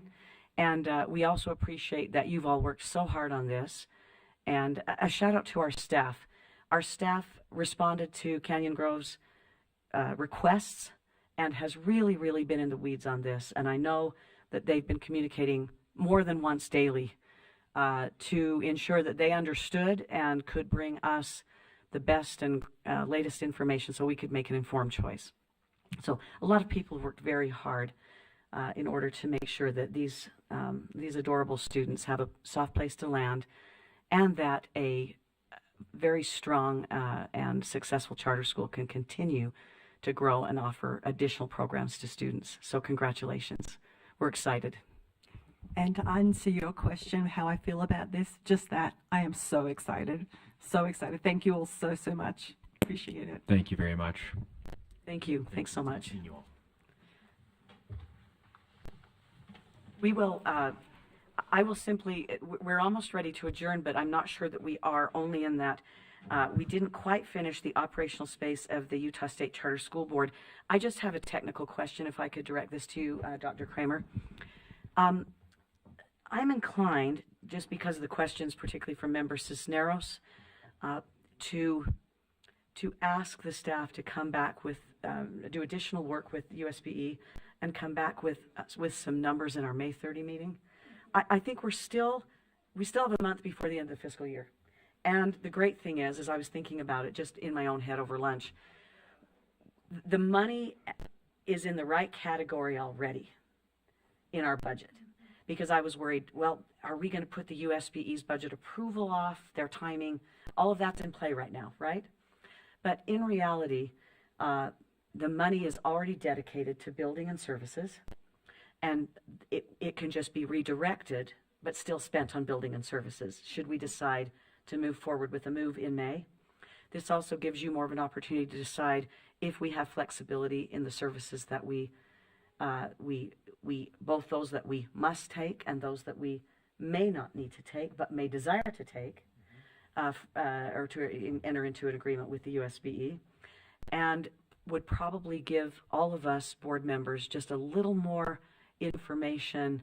To Member Bassett's point, we would know a little bit more of the unknown as we enter into that. We're really excited at the idea of doing our own branding, of having our own space, of having it streamlined, if you will, which also pushes us out, and it's a wonderful optic as well as reality, to be more with our schools and to be seen as distinct from the USBE.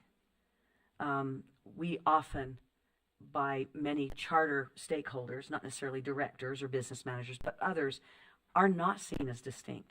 And this would go a long way toward giving us that distinction, and even in our own minds, to remind us the work we do isn't the work that the USBE does.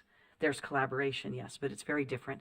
So I'm inclined to not take action today, but to say we appreciated your presentation. It's very informative. It's exciting to contemplate. We may not do it, right? But we very likely may, since we have this opportunity. We've been talking about it as a board for a long time. And to the point about how business is done these days, post-COVID and with our technology, a lot of our relationship with the USBE, particularly on the eve of executing an MOU, would likely to continue in a very positive, productive way, regardless of where we were located. So with that, unless, yes, Dr. Kramer, no? Just that we appreciate your leadership, and we'll provide the homework that's needed. We'll do the homework that's needed, not provide it. In this case, it's doing it. Right. Exactly. Very good. Is there? So yes, we will do that. Thank you so much. We appreciate it. I'm just looking for one other motion. One other motion. I get to be Michelle. Oh, yes. I'm going to motion to adjourn. And we are adjourned. Thank you so much.